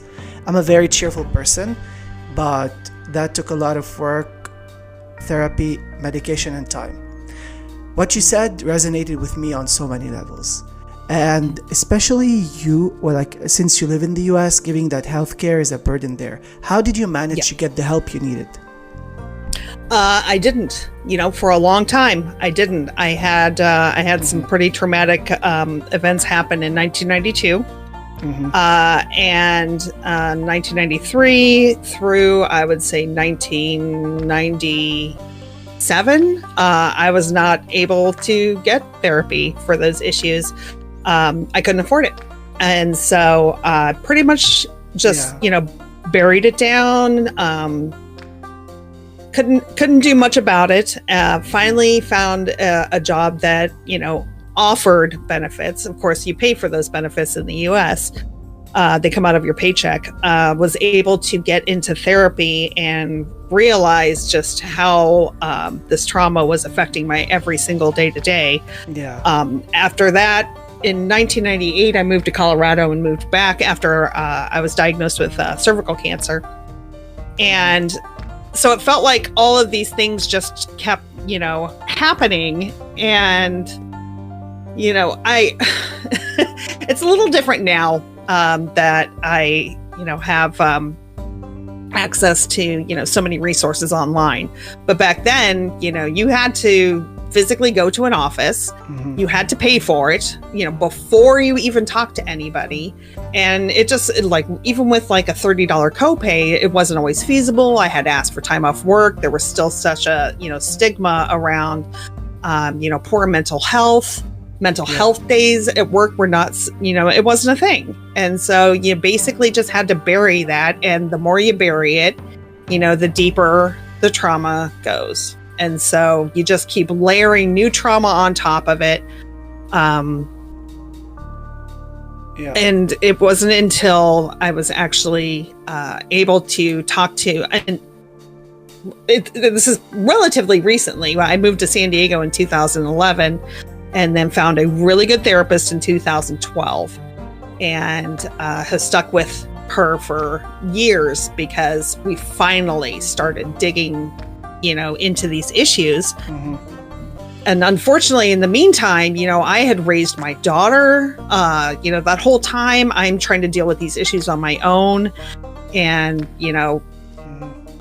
I did the best I could because I was a single mom. And, it was traumatic events that led up to, my daughter. And then trying to raise her and deal with all this stuff and keep pushing it down just because, the mental health, the health system in general in the United States is just trash. It's just trash. And, I got lucky that I found a job, while I was in college, that I was able to, get health benefits. It's improved a little bit, but not a lot. But yeah, it was, and now we feel like we can substitute almost, doom scrolling Instagram and, surrounding yourself with these positive images, keep going and blah, blah, blah, blah, blah. It's no replacement, for doing the work, the hard stuff. That whole forced positivity thing. It's just change your mind, change your outlook for the day, wake up and, think this is going to be the day. It's not easy to do. Exactly. It's not easy to do. And then if you can't do it, you feel like a failure. You're like, oh, I'm not strong enough. I didn't do it. Everyone else seems to be doing it so easily. And we're surrounded by these messages. You feel like a laughing stock to yourself. Yes, exactly. And then that just drives you further into this depression. So, I have all of these issues with forced positivity because everyone's just like, oh, you seem like such a cheerful person. I never would have guessed that, one, you're in pain. I never would have guessed that you have past trauma and, all this other stuff. And it's not because I'm being fed this diet of cheer all the time. Obviously, the news right now is horrible all across the planet. Yep. And it's just like, if you're feeling horrible, you can feel horrible. There's nothing wrong with it. You can access those feelings. You don't have to be cheerful every single day. I guess that's my problem with forced positivity. It's like, you can change your mind. Well, sure. With a lot of time, a lot of work, a lot of help, a lot of therapy, and sometimes with medication. I got on the right prescription. I had horrible mental health issues in January because I had let my prescription lapse because I didn't have health coverage anymore and I couldn't afford it. That was 2024, right? Yep, that was 2024. It got really bad. There were a couple of times even on stream that I have said that, I'm not going to be able to do it today. I can't keep the smile up. And they're just like, everyone was really understanding. And that's another thing I think is really important about this community. Everyone was understanding. But it's not just something you can talk yourself out of by scrolling through Instagram. If you have depression and you have, trauma, you have to address it. You can't just bury it under, these little cheerful mantras of, wake up and change your mind. Like, ideally, that would be great. But, that also, paints everyone with a very broad brush.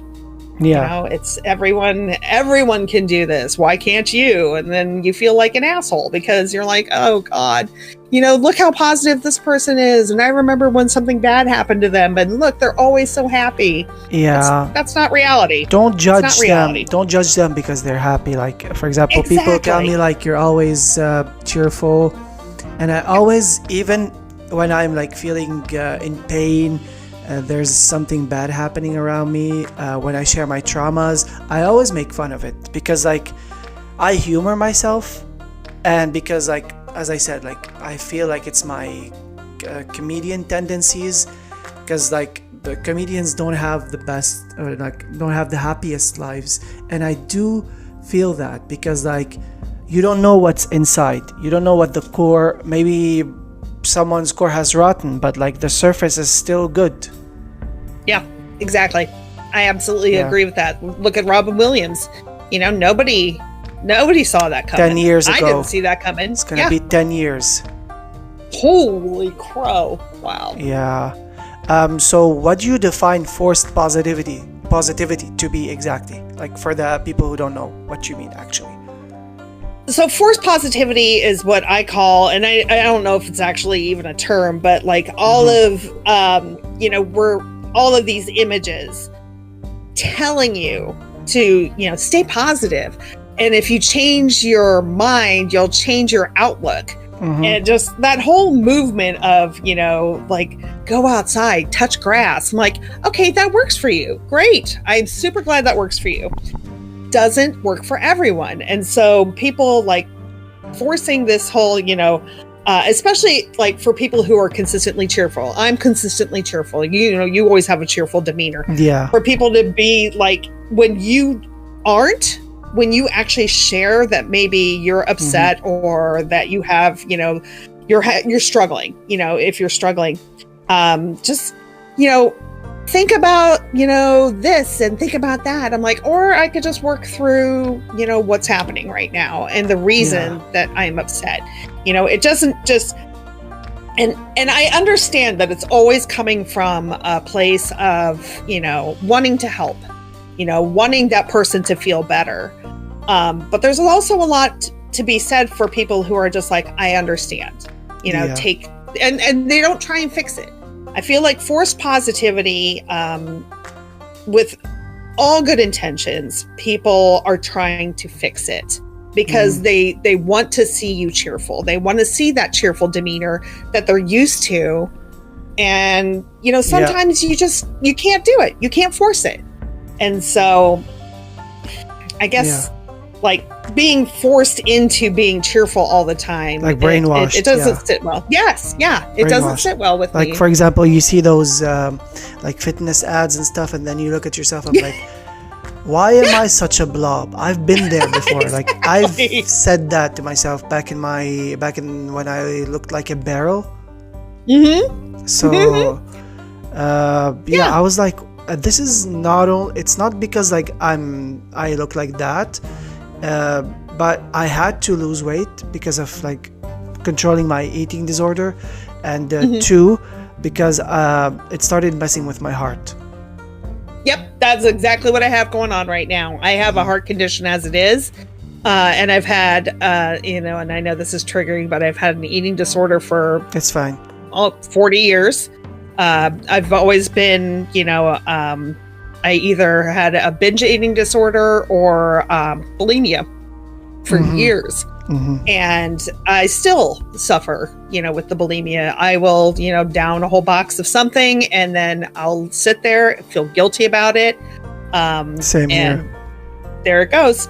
Yeah. Same here. It's just, it's that guilt. It's the guilt inside. And then once, I, get rid of it, I feel better. I always say refund it. Once I refund it, I feel better about myself. And then I feel horrible about myself again, like 2 minutes later. So that voice in my head that always like messes with me and fucks with my mind, and I'm like, oh, now you feel hungry. Bitch, it's 4 a.m. Susan, go back to your fucking cell, Susan. It's fucking 4 a.m. But you love this and you're craving. I'm like, Susan, don't make me come in there and punch you.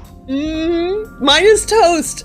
4 a.m. I wake up and I am craving toast. And it's like the butter, the salt, the crunch. Oh, I love toast.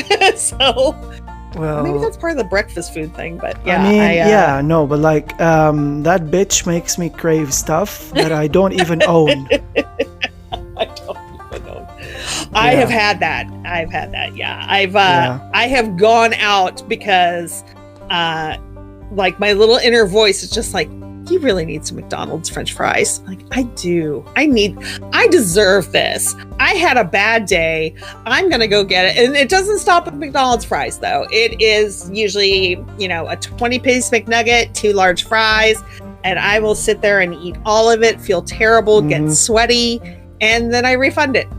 And it's just, it's a hard cycle to break, especially on your own. And that's another one of those things. It's like, this is one of those things that if you can't do it, you're not a failure. You can't do it. And maybe that's something I need to talk to my therapist about this week, because I've been having a hard time with it, or whatever. It's just this whole movement of like, change your mind, change yourself. I see why it's useful in some aspects, because it's true. Like, I wake up and these are, tools I got from my therapist, but you have 3 things that you're grateful for if you're having a panic attack. But like, just seeing something on Instagram and being like, you should be happy all the time. It's like, bullshit. Yeah. I tell myself, like, if you're like, you can't French fry a rotten potato. Like, if something doesn't want a French fry, don't even try to bother. That's apt. That's very appropriate. Yeah. So, when do you find that something, or when you find that something or someone has crossed the line and is starting to feel fake, how do you handle that situation?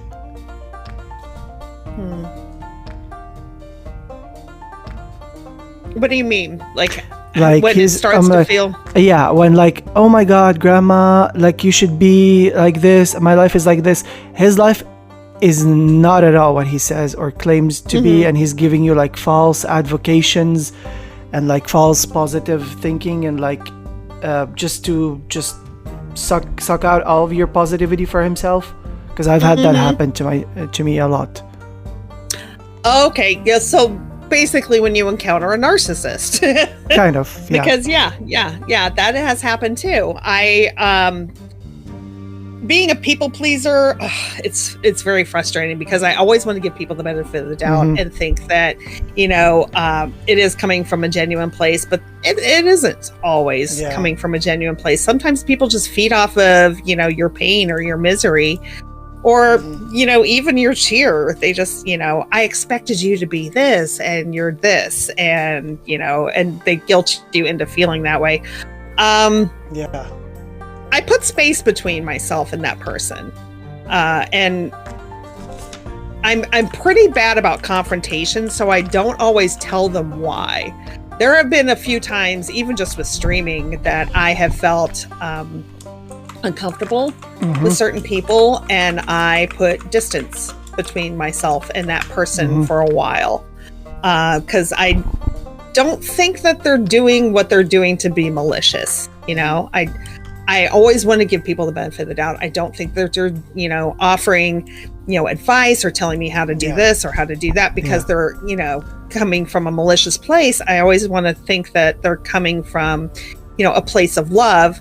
And sometimes that's delusional because honestly, not everybody does. A lot of people do want to see, see you fail, and they'll play that, smiley, happy they'll friend. feed on that. I've had that happen a lot. Exactly. And it kind of sucks, but I just, instead of confronting the person about it, I just try and give myself space and hope that they realize what they're doing, or if they don't, then they don't really deserve to be in my life. Yeah, at some point, one time when I knew that I knew who the people that wanted my demeanor were, and they were there watching me, and then I had something go wrong and they were feeding off of it, and then I was not making an effort to better myself or to make it up. I just made it worse on purpose, just because I know that karma always has my back. It never fails me. So what they witnessed is because they knew, let's give the example that at summer camp I was picked on because of my voice, and they called me gay at 10 years old, and then I was so I'm gay, I like boys, and they started spreading all this summer camp, and then everybody stopped kind of talking to me. But then guess what happened when I turned 17? Voice changed? Nope, they turned gay. The ultimate revenge. And I caught them on Grindr. I'm I know you from somewhere. They're they didn't answer.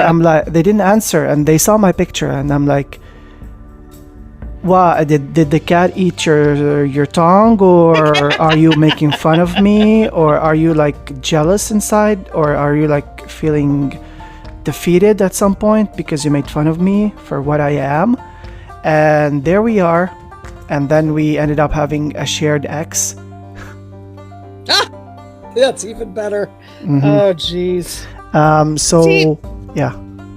And that's the thing, people aren't done living their lives. They can change, and they can end up in the exact same, place that you're in now. And that's, that is ironic. That is perfect revenge. That is. Yeah, the same thing. I just put distance between myself and the person that I don't feel is being genuine, or does not have, it's not even not being genuine. They don't have my interests, my best interests at heart. Yeah. They have theirs. And then when I just started being told that I can do stand-up comedy, which I tried for a little while when I was 20, that was 10 years ago.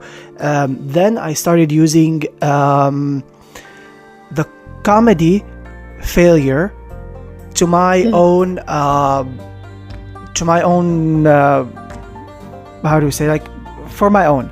So I started failing and turning it into a laughing stock of myself. I'm one time I tripped on when I was giving that performance on stage. I'm oh my god, these damn wires. I asked them for wireless. Why the fuck did they give me wired ones? And people were laughing.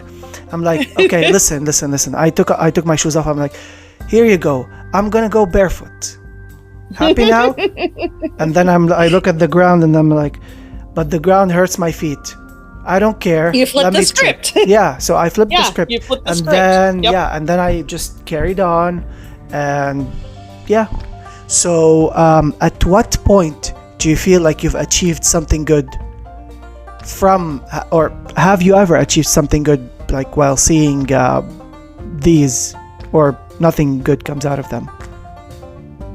When you see these did I just lose my force, screen? yeah, You still there? yeah, I'm here. Hello? Okay. Yeah. Sorry. Okay. Oh, my screen. I haven't moved my mouse and my screen shut off. I'm so sorry. It's like, shut up, Grandma. Shut up, Grandma. I was leaning back in my chair just enjoying the conversation. I didn't realize that my screen So the question was, like, at what point or at some point have you achieved anything good from the forced positivity thing? I would say... Did it help at some point? Okay, so I guess it does occasionally. Sometimes, you'll see that message or you'll see somebody's story right when you feel like you needed to see it. Yeah. So I guess I can't even say it with like a blanket statement that all of and it's not even forced positivity. It's this person trying to share his life experience, what they're feeling. Yeah, their experience at that time. There'll be like some little blurb of like, if you ever feel like this, then, you're not alone and blah, blah, blah. I'm like, I needed to see that at that time. So I guess I can't even say like forced positivity is my ass is screaming at me. I'm like, bitch, fix your posture. I just had to too. I was leaning way back in my chair when my screen turned off. Yeah. Oh, I had to fix mine too. I guess, and this is terrible. This is going to sound so terrible. Yeah. Please don't hate me. But it also depends on who it's coming from. Yeah. So if I see something like in one of my friends' stories on Instagram, or somebody reaches out to me directly and is like, how are you doing? I know things have been rough lately, and they just want to know like my perspective, like they want to hear, how it is. And then they offer, suggestions. That's fine. I feel like that's okay. Yeah. It's just these people who are constantly posting like how great everything is all the time. Like documenting everything, every step. Yes. Documenting every step, how great their life is, and how yours could be great too if you do this thing that works for them. And so like wake up every morning and just think of puppies and kittens and flowers and your life is going to be great. And it's like, the one size fits all thing does not work for mental health. Yep. That works for you and that's great. But it's also, when you have your real friends, your true friends who understand that it is up and down, Oh yeah. It's all over the place sometimes. It is not just this straight shot. I've alienated myself from like most of my friends, except for one that I've known for like since I was 3 and he was 2. So so I've shared this story before, but I haven't shared it with you. So I have this so-called best friend that I know since 2016. We did music together. We are like very close. He knows my musical vision. Just when I blink, he knows what I want. So lately, during the pandemic, it's gone rough. So he's started to like, I think after he released his album, he started like becoming this different person. Because he wants custom-made beats, custom-made music, and he knows that I can't afford doing that. And he works and he makes a little bit more than me, and he has more flexibility. And I've asked him a lot of times, like, to be honest with me, and he's always like either changing the subject or just like making up excuses or just like doing stuff just to avoid the whole ordeal.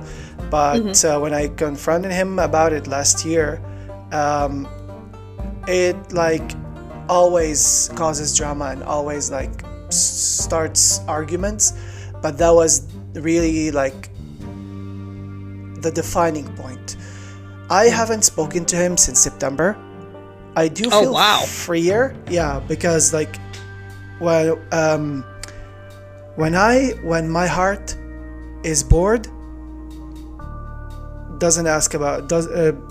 it doesn't give a fuck about anything. So I'm bored. Like, Yep. it's the same damn loop. And I've asked him to find me a job, a remote job, because working at a job that pays you $3 an hour, then you work, let's say Monday till 9 p.m., then you go home, you barely sleep, then you have to wake up at 6:30 a.m. the next day. So yeah, I was like, there's no hope. And he kept berating me because I never helped him with music and I never provide something he wants. I'm like, you have the money? Get me a MIDI, get me a better PC, get me a studio, or at least just a MIDI, and I can make you, like, provide the loops and instruments, and I'll make you whatever song you want. He didn't do that. So I was like, I need space.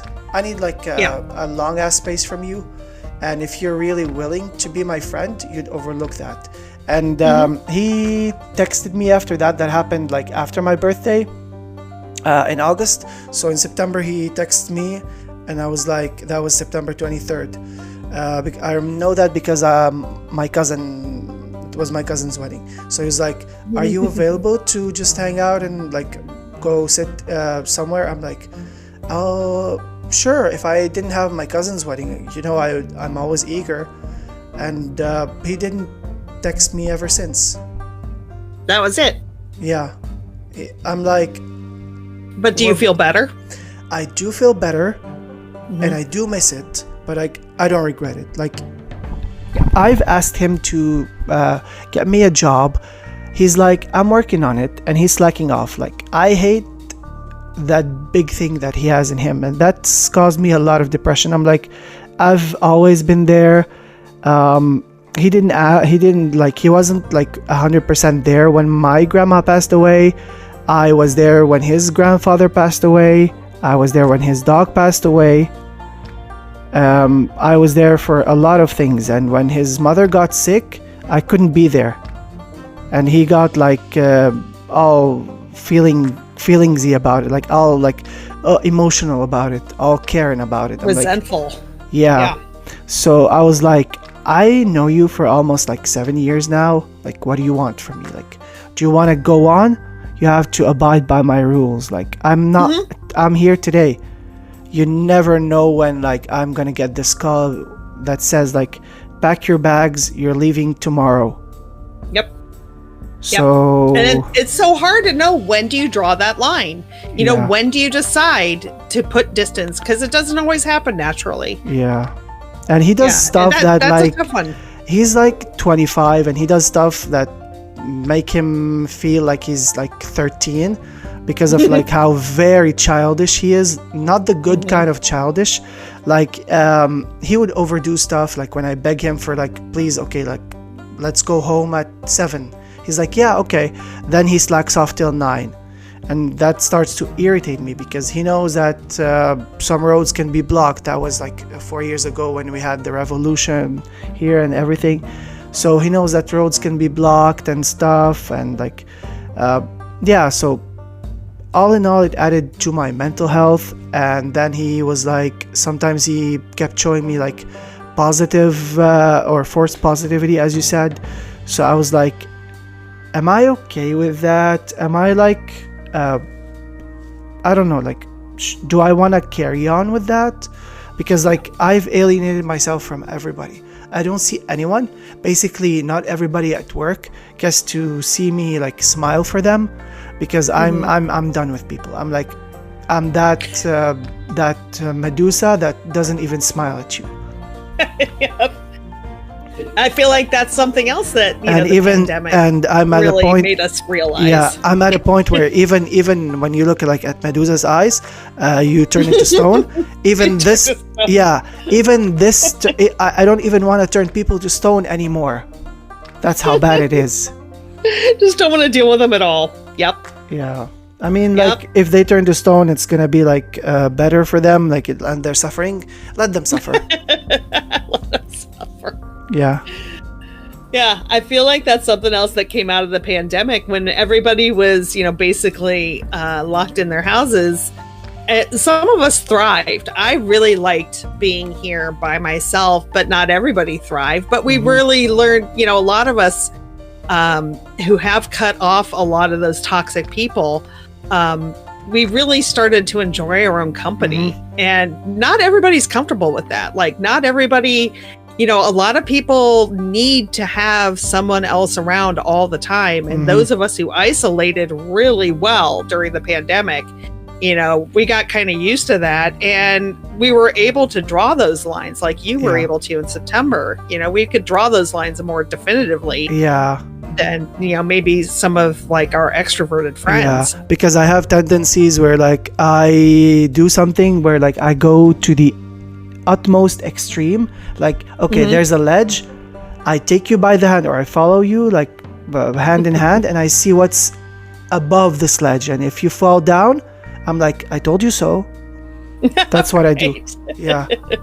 I don't like push you, because like if I push you, then there would be no point in like saying I told you so. Yeah. I like the way you put that. Yeah. Yeah. Yeah. Yep. We're on the same page. So have you ever felt like you're having a spur of random emotions that you don't even know how to react or which one to focus on? That's what I was feeling earlier before we started the episode.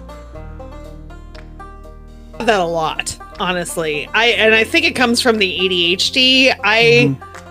And anxiety on top of it. And then once you're anxious about it, it's even worse, because now you have anxiety on top of feeling like you need to finish something, or you should be relaxing, or you should be doing this. And then I feel like I'm failing at everything, because like all I have to do is just get through today and then get up for work tomorrow. It's like I have to talk myself back down into one single, I don't know if I would call it I guess I would. I would call it one single emotion, like concentrate on feeling excited, because I was nervous too. I was nervous before, because I'm like, I didn't know, what, we would be talking about, and like, am I going to be able to have, enough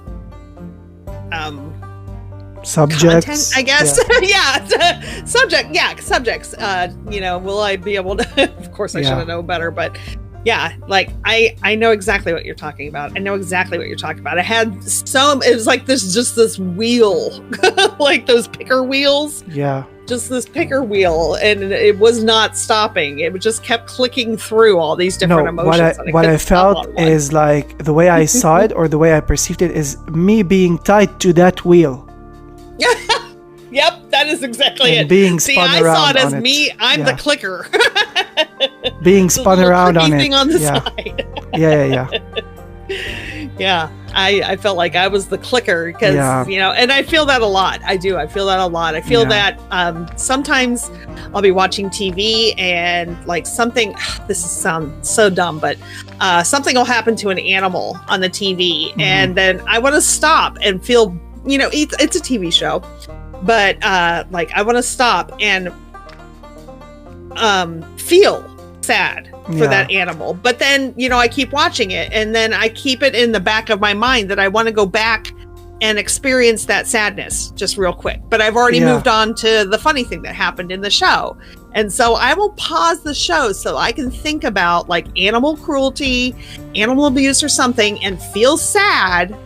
And then I unpause it so that I can feel happy again. Because the emotions, they go through so fast. Yeah. Especially with ADHD. Yeah. That that happens all the time. I know exactly what you're talking about. I'm at a point here where I like don't always feel like I have to show empathy, or like I can't find, sometimes like someone would tell me like, I love you. I'm like, yeah, sure. Same. Like I'm at this point. No, because of like, what I went through, how harsh life was, how many times I've had my heart broken. I'm like, yeah, sure.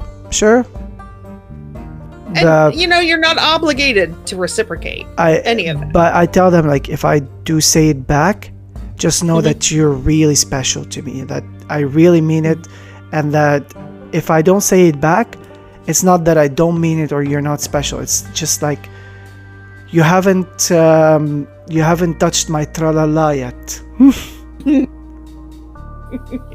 I like that. I like that. Because as we know, I say it a lot because I never, I have a lot of health issues. So I never want to, and I overfeed my dogs every night. I make sure they have just giant bowls of water.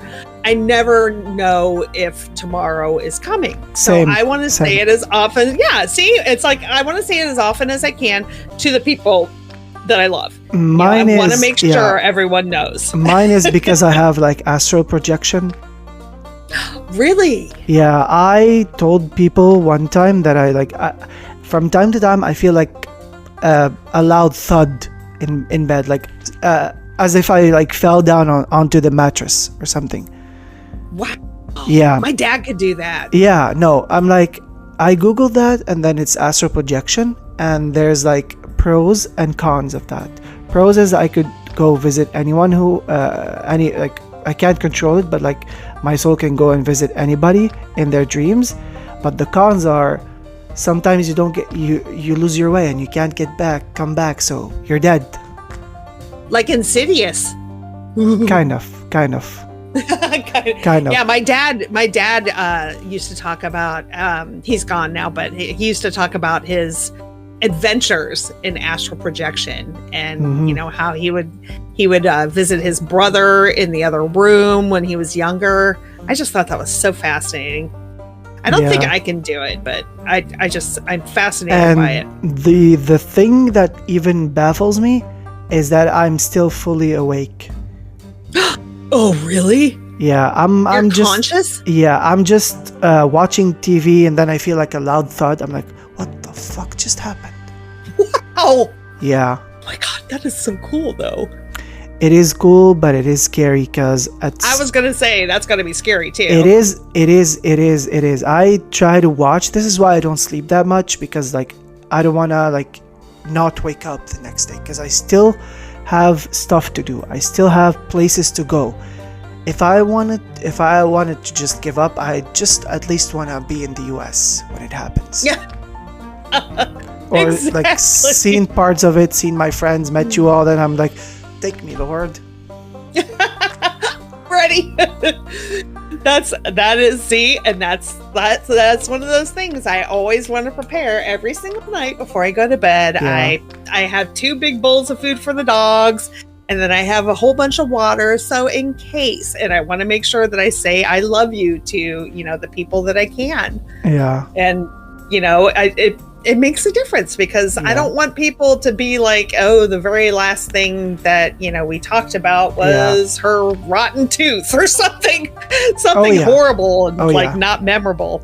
You did say something that you when you have a good feeling about stuff, then they happen. I have that, but as a sixth sense, because I don't want to control my sixth sense, because like I did kind of like feel certain stuff before they happened, and so we were walking in the middle of nowhere one time, my friend and I was like, be careful, there's a car coming. There was no one around. She looks behind her and she's like, there's nobody there. And then 2 seconds later, a car shows up out of nowhere. I'm like, I told you. Like I could feel stuff, but like I do want to know how to control it, but I also don't, because I could start hurting people with it. Right. Yeah. Exactly. So I do read signs a lot, and I do feel like sometimes there are signs pointing me to stuff. So I started seeing like made in the US or like US flag here and there on the streets. I'm like, is it that close? That was like 2 years ago. I'm like, that wasn't even that close, but maybe it's preparing me, maybe it's like telling me stuff. So I tend to read signs. I also know if the streamer is like bothered. I can sense the energy. I did take like the psychology of the human body and movements in audiovisual classes, because like if you don't know, for example, like when you're anxious, you can like play with a necklace or pace the floor. Those have meanings. chew on hoodie strings. Yeah. So the. Oh, sorry. I agree. Here, I'm gonna mute real quick. I feel you. Yeah.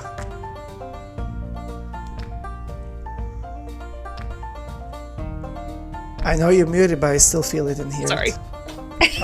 Really? Yeah. So. Yep. So yeah. Mailman. So this is. By the way, this is not gonna be edited. It's staying. Oh God.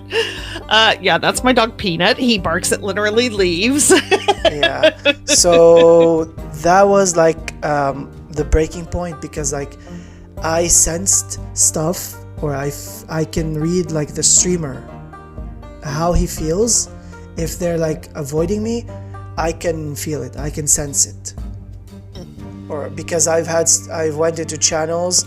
One of them, Voodoo May, knows about it, and she used to mod for them. I don't know if she's still a mod for them, but like all I did was just give them love, show them love. I put my time and effort into making them like a kudo board and a montage of their like best clips for their birthday, and I did sub. And what did I get from it? They read my message and like by eyes, and they were like reading everybody else's messages out loud. I'm like, oh hi. I came in the chat, I'm like, I redeemed a hi, and they were like, looked at chat and then carried on. And then one time I was playing Phasmophobia with them, and I was like talking with my friend, and she's like, can you please let me finish my talk? I'm like, okay, you're talking to your chat, we're having a chat. She just, I don't know, like she, I don't care if I said she, but like she went mental, and I feel like, I don't know. So those are the things that like I can't control in life. I want to know how to control, but like I also like get signs from them, and sometimes they depress me, sometimes not. So do you still hang in this person's chat or play with them? But I do see them pop up in JR Cash's stream at some point. Yeah, and I act as if like they were normal people that I don't even know. That's fair. Yeah, that is fair. But GrandmaHoodie, that's all the time we have. Sadly, I need to. I was gonna say I could have just kept talking forever. Same. Good thing that you're keeping an eye on the clock. I mean, it's been 2 hours, and my cap is 3 hours. Really? Oh God, has it really? It's fine. My cap is 3 hours because like I don't want to have it go further than 3 hours. Yeah. Otherwise, it's gonna be an audio soap opera. Or a soup opera, actually. Soup opera. Something to fall asleep by. Yeah. Oh, well, I had an absolute blast. It was just like talking with an old friend, actually. I have nothing but love for you, Lucy. And JR Cash, since you mentioned. He was my guest in episode 6. Love that guy. I found the podcast. I was so excited. I told you it was under the Grandma. I told you it was under the sofa all along. That doesn't mean I'll find it. Or it could have fallen between the cushions. Fallen between the cushions. Dog buried it in the yard. Or dog ate the homework. Ate the whole thing. Yeah. So I had a great time. Guys, so the episode or like go follow GrandmaHoodie. The episode title is her handle on Twitch. Show her all the love. Show her nothing but love. Just let's say virtually hold her hand when she's playing Phasmophobia, because don't take advantage of her, and don't troll her too much. You can tell her to shut up whenever you want, but don't troll her. And they do. Well, yeah. Oh, but I wouldn't be doing this if I didn't have fun. Yep. So I'll see you guys around. That's basically all the time we have. Take care of yourselves, And as I always say, stay lovely to yourselves and love yourselves. Bye.